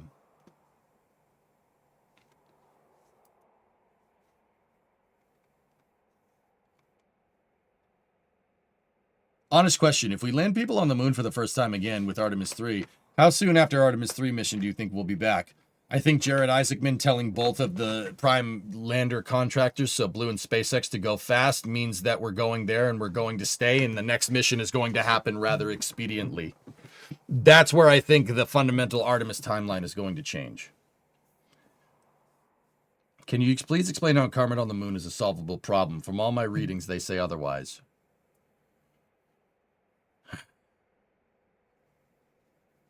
First of all, frick all your other readings. Second of all, it's a solvable problem when you have 200-ton payload capacity. Take 10 tons of carbon up there. All right, there are ways to get it off the surface. It's there. It's not in any particular high quantity, so just take it with you. See, Kraken, to be 100% honest, like I said, if you have 100-ton payload capacity, this is not an issue, and we shouldn't be treating it like one. Also, moon coal, obviously. There's moon coal in Stationeers. Why wouldn't it be there? Why wouldn't it be there in real life, right? Like, surely the video game is...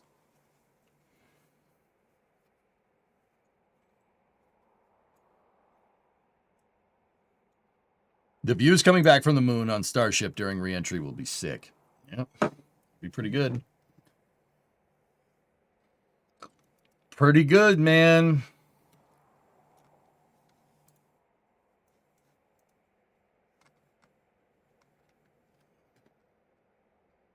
Okay, so, while we're talking about SpaceX here, let's keep going. So Kiko Donchev, who's the VP of launch at SpaceX, posted that Crew 12 is on the pad, waiting for good weather while the moon awaits a return visit from Earth. Nice picture. Also, it's awesome to see Dragon 2 consistently launching from pad 40. Well, the crew arm has come down at 39A for maintenance, and to clear the way for Falcon Heavy and Starship, we'll maintain the capability to call up crew missions at 39A if needed. Oh, that's Carson. Good morning, Kiko. Dragon 2 at 40 is awesome. Should have done Dragon at 39A and 40 for the photo op. Also, the crew, the 39A access arm is still on the tower. Yeah, I should have wrote Will. Should be down today or early this week. For maintenance, is the plan to service the arm then reinstall it or keep it down until there's a need to fly crew from 39A? Guessing that's the latter, but curious. Crew access arm will stay down until there's a need. All right, well, that settles that. That settles that argument.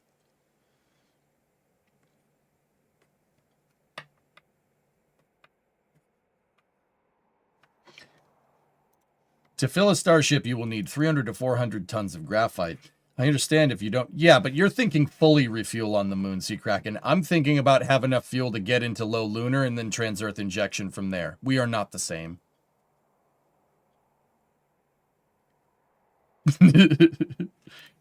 You're not going to need that much for the return trip, dude. Return trip with no payload. Pretty low Delta V requirements. I was told they want to keep the arm for a backup as a 90-day emergency response. Yeah, that makes sense. Crew access arm, just throw it out back and put a tarp on it. Actually, Bob, maintenance.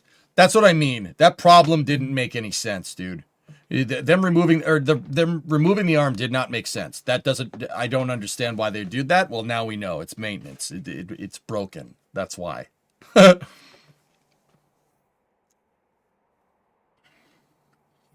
Last for heat shield testing from the moon. What's on your mind, Ace?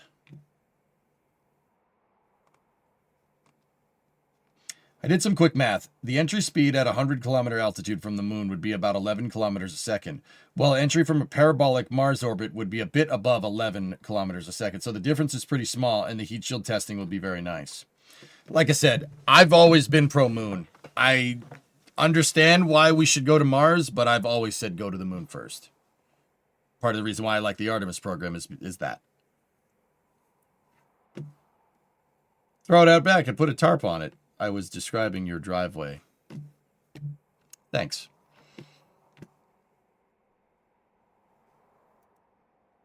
Do you think they'll start speeding up with the Artemis 4? Yes.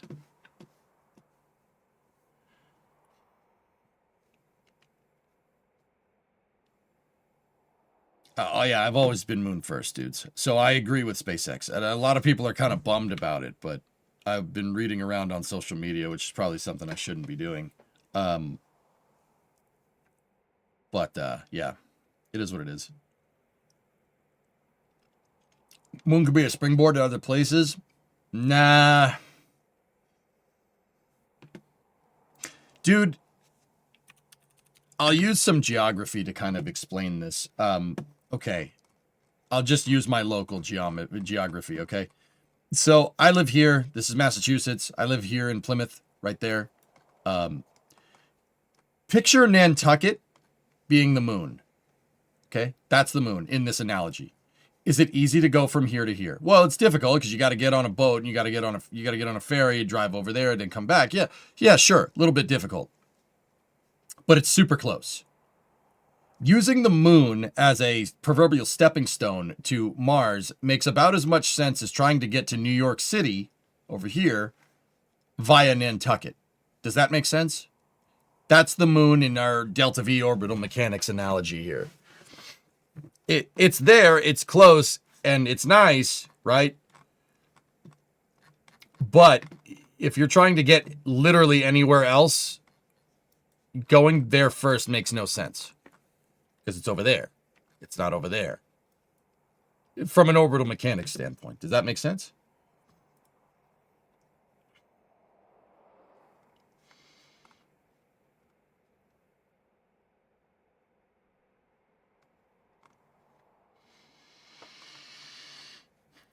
Do you think there's any stock in the idea of turning whatever we have of the gateway modules and converting them into surface-based modules? Saw that floating around on Twitter. No.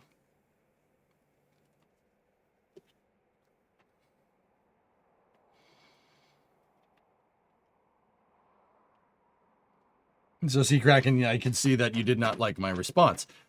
Okay, what happens with you send landers down there with refilling, and each lander brings down an aggregate amount. So a lander can make fuel on the moon with the Sabatier reaction.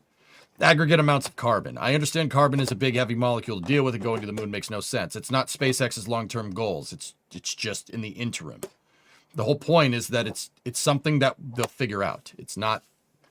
There are ways logistically when you can move 200 tons into low Earth orbit. Okay, let me rephrase that. If you can't figure out a way to sustainably explore the moon with a Methalox rocket when you have 200-ton LEO payload capacity, you're doing something wrong. Let me say it that way. Does that make more sense? Bro, 200 tons to LEO, you do whatever the hell you want. You could make it run off bananas. And you're fine. Solid rocket fueled bananas.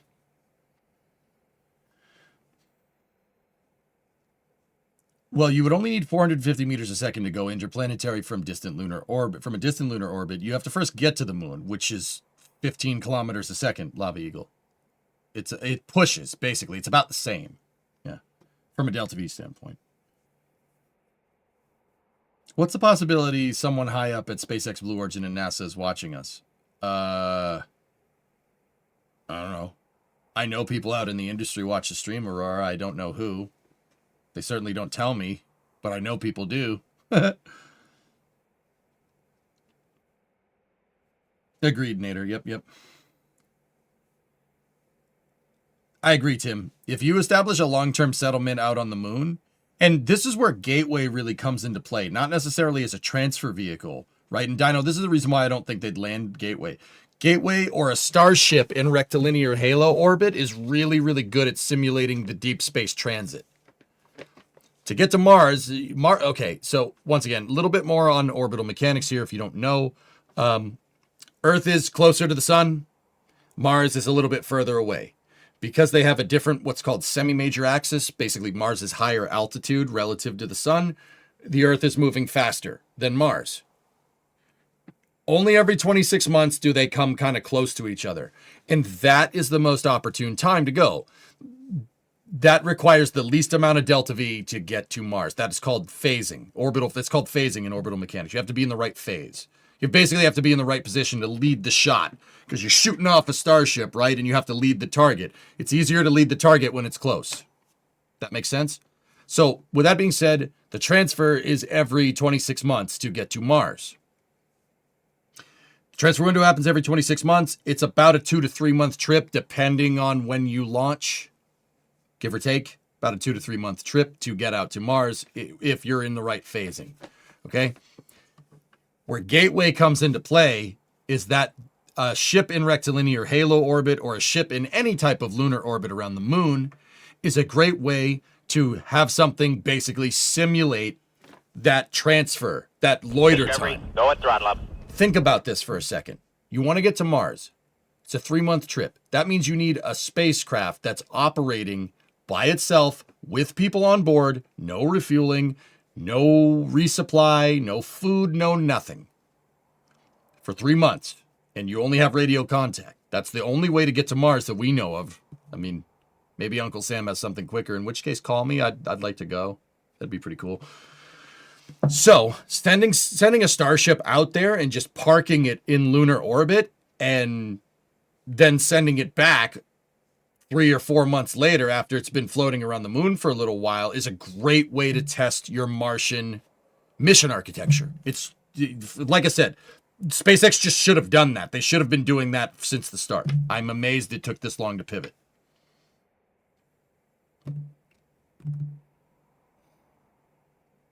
Have you invented the new rocket? It's closer to 6 to 9 months to get to Mars. No. 2 to 3 month transfer with a high energy transfer like Starship. Yeah, it's 2 to 3 months. I'm pretty damn sure. You're also sufficiently outside of Earth's magnetic field to study the effects of high energy particles on prolonged missions. Bingo, it's deep space. That's really important. That's why the Gateway exists, because NASA is trying to do the same thing with Gateway. No, Toothless, not that. No Mars for you. Chat delay would be horrible.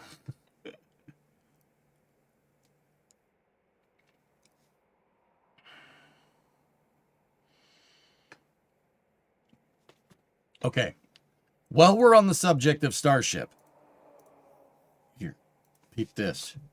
Is Gateway still going to be a thing for Artemis 3? No. Well, maybe. It depends. But check this out, guys. Good news coming from SpaceX. Cryoproof operations complete for the first time with the Super Heavy V3 booster. This multi-day campaign tested the booster's redesigned propellant systems and structural strength. What is cryoproofing? Cryoproofing is where they fill the vehicle up with liquid nitrogen to make sure that filling it up with liquid methane and liquid oxygen, well, liquid methane up here, liquid oxygen down here, won't make the thing pop. Yeah. Liquid nitrogen is a good enough analog to simulate LOX and LCH4. Yeah, so that's the first thing they do. One of the first things they do with a booster. Fill the damn thing up. Test it.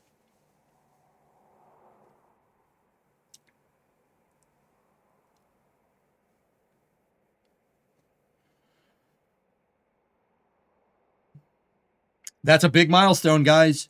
Yeah, Booster 18 was... Booster 18 did not make it anywhere near this far in its cryoproofing.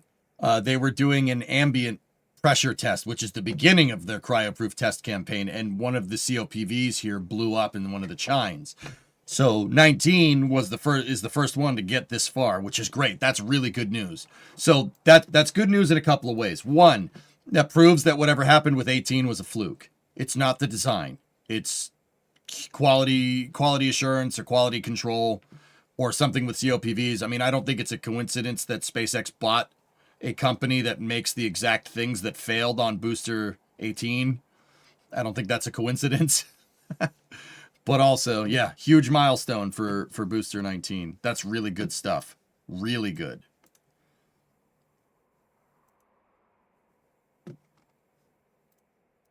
Ooh, real quick, before we finish up with the SpaceX stuff, Firefly, this got buried in my links. One step closer on the stairway to 7. This is coming from Firefly Aerospace. Following a successful 20-second static fire, Alpha Flight 7 launch window will open net February 18th, no earlier then. Stay tuned for more info on the test flight. All right. We got another Firefly Alpha launch coming up. That's cool. That link got buried. I lost it in the SpaceX links. But there you go. Good stuff. Stairway to... Dude, that patch.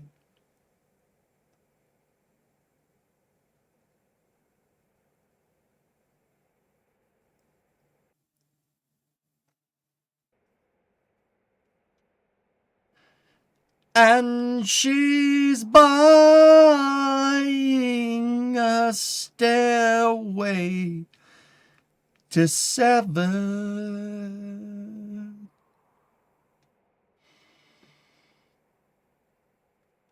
Nice.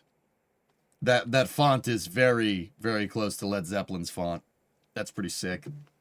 Yeah, I don't hate that.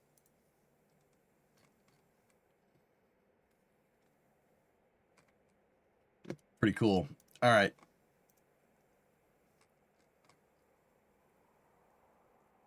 Okay, here's one more thing on the whole Moon versus Mars here.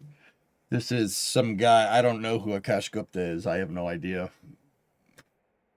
Some thing where he says how much all of his revenue streams make a month. Nice. What does he say? A city on the moon will cost somewhere between $100 billion and $500 billion, require thousands of Starship flights, and demand a decade of nonstop construction in a place where the temperature swings between 400 C between day and night. Not on the poles. Question. The dust cuts through metal seals like sandpaper, and a single cracked habitat window means everyone inside is dead in about 90 seconds. No stairway. Denied. I do believe they still have 20, goalie, but I'm not sure. Let's see.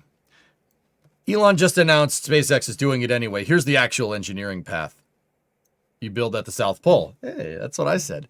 Specifically the rims and floors of craters like Shackleton and Cavus, where temperatures in permanent shadow drop below minus 230 C.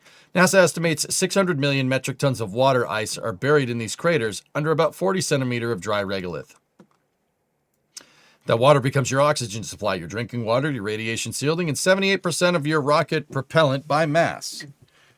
The crater rims get near continuous sunlight for solar power, and you build where the resources are. Getting there is where it gets wild. Every Starship lunar mission requires 10 to 15 tanker flights to refill 1,200 tons of propellant in Earth orbit before the ship can even leave. One cargo delivery to the lunar surface burns through roughly 12 Starship launches. Starship V3 lands 100 metric tons per trip. The moon is 2 days away with a launch window every 10 days. Mars gets one window every 26 months with a 6-month flight. That's 13 times iteration advantage, which is why Elon pivoted. The first 20 to 30 landings are all cargo, no humans. You send solar arrays for the crater rims targeting 100 kilowatt continuous nuclear fission reactors for the 14-day lunar night. ISRU rigs that mine ice from the regolith and electrolyze it into hydrogen and oxygen. Pressurized HAB modules and autonomous rovers that 3D print structures from lunar soil using concentrated solar heat. Okay. Yeah, well, when's all that? When are you making all that? Anyway, each landed Starship also stays as a permanent building. 50 meters tall, 9 meters wide, 1,100 cubic meters of pressurized volume. The ISS has 916 cubic meters and took 13 years to assemble. 3 Starships on the surface already exceed that. But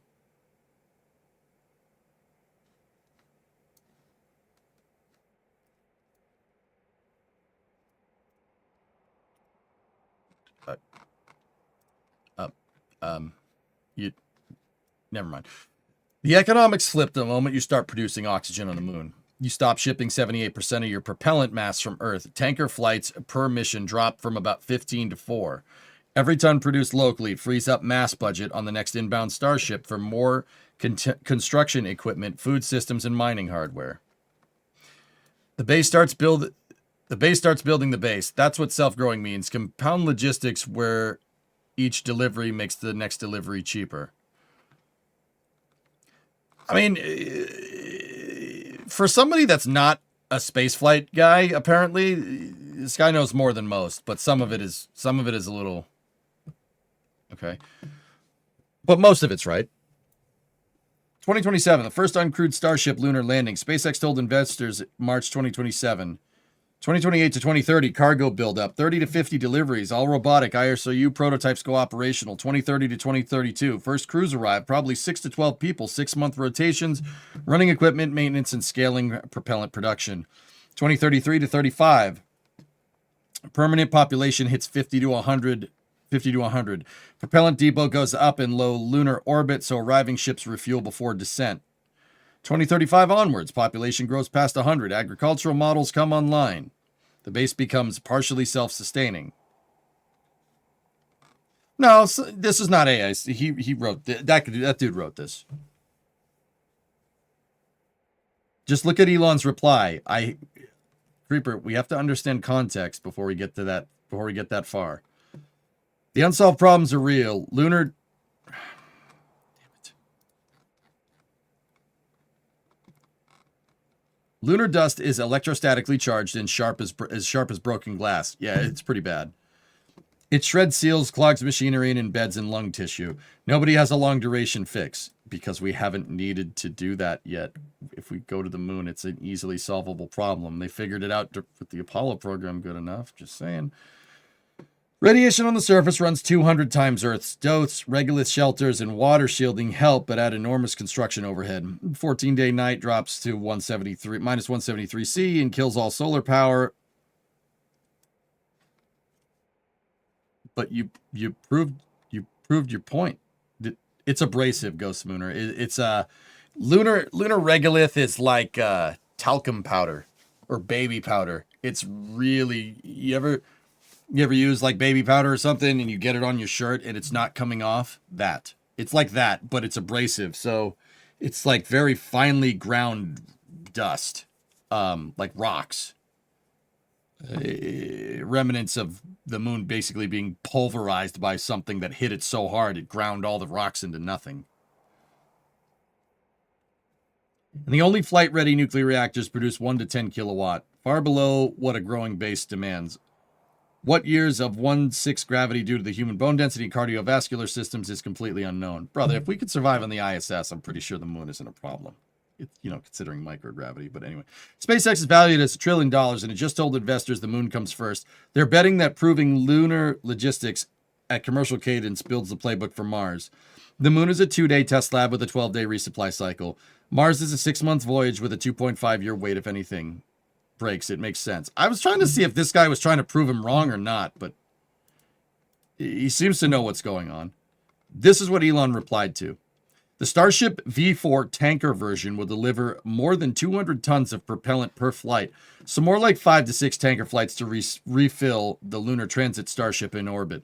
Shouldn't be too much of a problem if we're doing about 10,000 flights a year.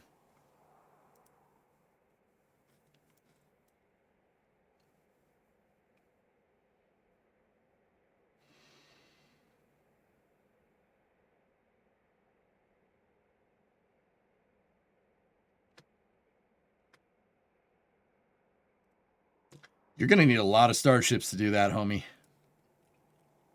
A lot of starships. Like I said, guys, that's what I mean. This problem is infinitely more solvable when you can move 200 tons of whatever the hell you want into low Earth orbit. It becomes easily solvable. Some bits of that were cool, and I agree. Some bits not so. Yeah, exactly. Bob, that always gets me with spaceflight. People say, well, we don't know how to do propellant transfer. We don't know how to do that. We don't know how to do that. We don't know how to do that because we haven't tried, not because it's an unsolvable problem. Okay. We haven't do that because we haven't done it because we haven't tried. Why haven't we gone back to the moon? We haven't tried. That's the issue. How do we got to deal with the lunar dust? Well, the Apollo missions didn't seem to have any problem with it. Well, the problems that they did have were mitigated by Apollo 17. Jack Schmitt, the guy who flew on Apollo 17, is still alive. So clearly it's not like a silicosis problem here or something,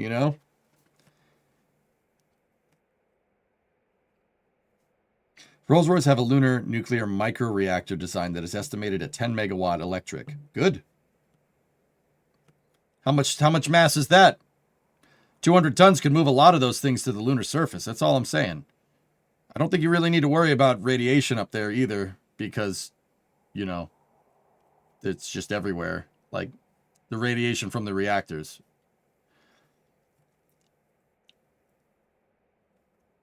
Use the service to heat your station, and the helium for quantum can be mined directly on the moon. That's not a bad idea, viscosity for a server room, yeah. With all the pads being built, I heard that's one like every 4 hours from each pad, and it sounds crazy, but it's not that crazy. They're gonna need more starships. I'm not worried about the pads, Milge. You 2 at Boca Chica, 2 at Slick 37, and probably they're probably gonna build 2 at 39A as well. Have you watched the propellant transfer demo the ISS crew posted with 2 water bottles? Yes. We didn't know how to spaceflight until we spaceflighted. Yes, exactly. That's what I'm saying. I hate people that do that stuff. Not that that dude was doing that. That guy's what's his name? Akash Gupta. That's actually pretty astute. That's pretty damn right. That's all the stuff we were talking about. Yeah, that guy knows. I would go so far as to say that that dude probably knows what he's doing. At least when it comes to when he's talking about spaceflight, he's absolutely right. Compounding logistics, like what he was saying, is that's absolutely right. I'm worried about the fuel. The production would be huge here. Really? I mean, the commercial aviation industry doesn't have this problem. Yes, I know methane isn't jet fuel. I understand, but it's close. What does he do? He seems like some type of finance dude. I don't know. You still want to shield reactors because people will go near them for inspection and maintenance checks. Fair.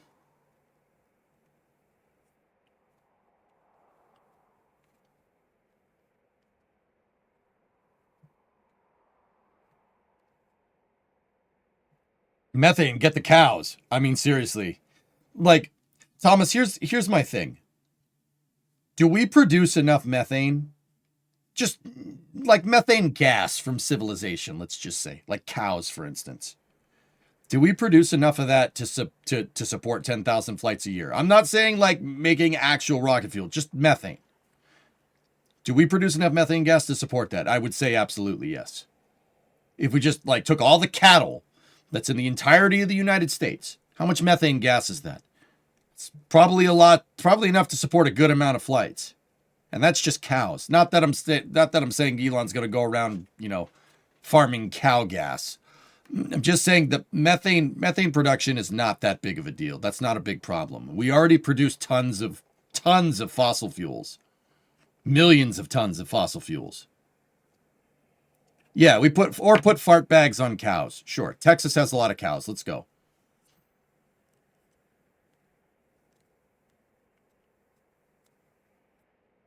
Landfill methane reclamation. Sure, let's go. Has SpaceX said in what orbit they plan to put the AI computing things in? They're in medium Earth orbit, Lava, but that's all we know. We leak enough methane from pipelines to support that. There you go, dude. Discovery, go at throttle up. Roshan Devasto, what's going on? Tier 1 3 months in advance. Thank you very much. Welcome, Mission Control. Your go at throttle up. Not to mention frozen methane in the ocean. Yep, there you go. 2 liters stuck up a cow's behind. That'll also get you there. It won't. But Geek, thanks for putting that image in everybody's head. I do appreciate it. LN2 refinery going up in Brownsville. Well, that's a LNG refinery. That would not be a fun job. I don't need to do that. Somebody else can do that job.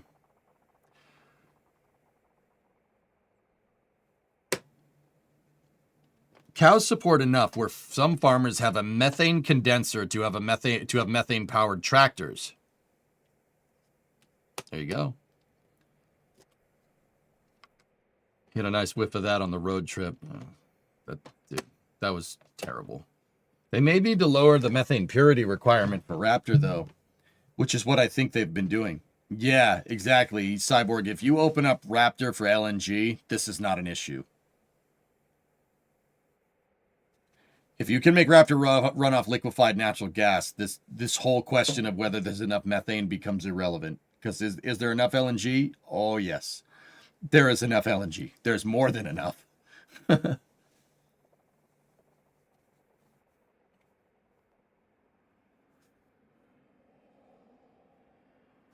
Anyway. Well, also, just real quick, Niall got this... He took a capture from Starbase Live of them driving piles in for Pad 1's flame trench at Boca Chica. How about that, huh? They're already starting to dig the flame trench for the first pad. That's pretty neat. The infrastructure was a roadblock in your head. Yep. No, I get it. But yeah. Woo! In my opinion, Hydrolox Raptor solves a dozen or more problems.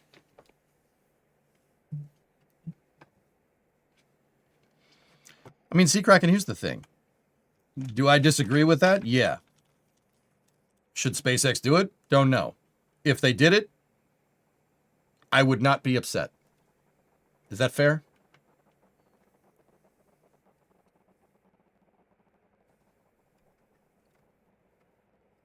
You mean this pad? That's right. Yes, this pad. This pad is getting its flame trench piles put in, which is pretty cool. That pad's almost done. Here, we'll bring up the live shot from Starbase Live, our friends over there at NASA Spaceflight. KSA IVA model. Ooh. Ooh, yeah, we're going to have to check that out. Yep, there's the pile driver at the first pad.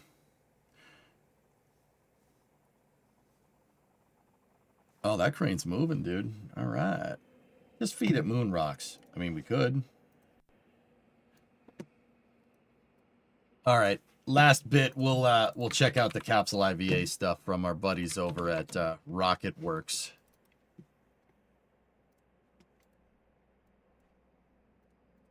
Let's see. This is from Kitten Space Agency, the spiritual successor to KS. Holy crap.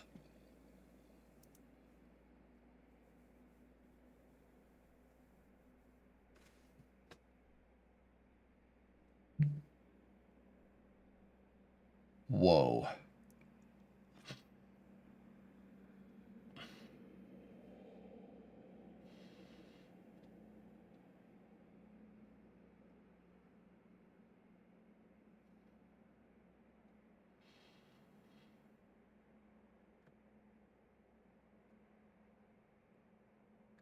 Damn.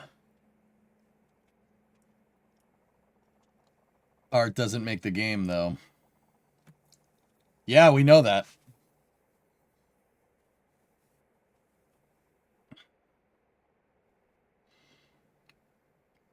That's really nice.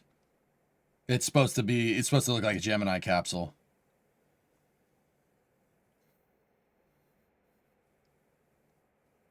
Where's the sandwich? Can we get more treats? Yeah, I don't know. Oh, there they are, right there.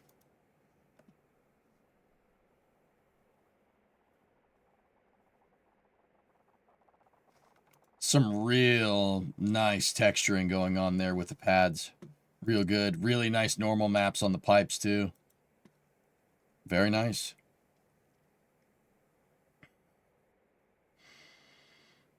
Wow, this looks great, dude. Yeah, that's really good. It's really good. Current thoughts of KSA. I like what I see, Ari. Can't say much more, but I like what I see.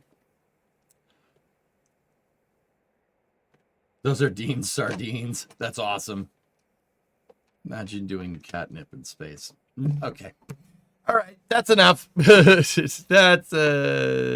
enough. That's enough.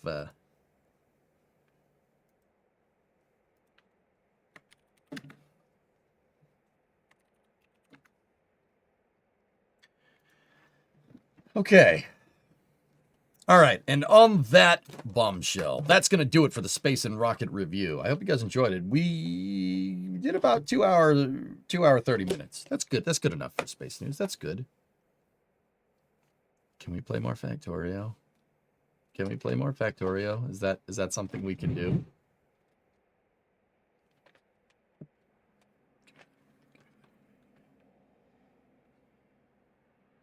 Play my winter car tomorrow.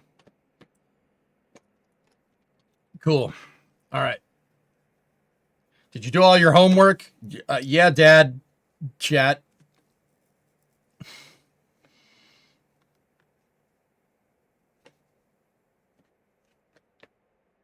Yeah, Nova One, we saw that already.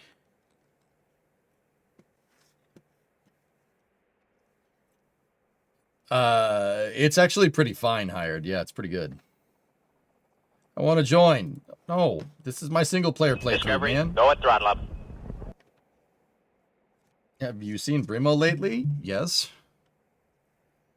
Yeah. All right. Factorio it is. Stand by for part 4. Coming at you very soon. And by soon, I mean like 30 seconds. YouTube, stand by for loss of signal. I will see you momentarily.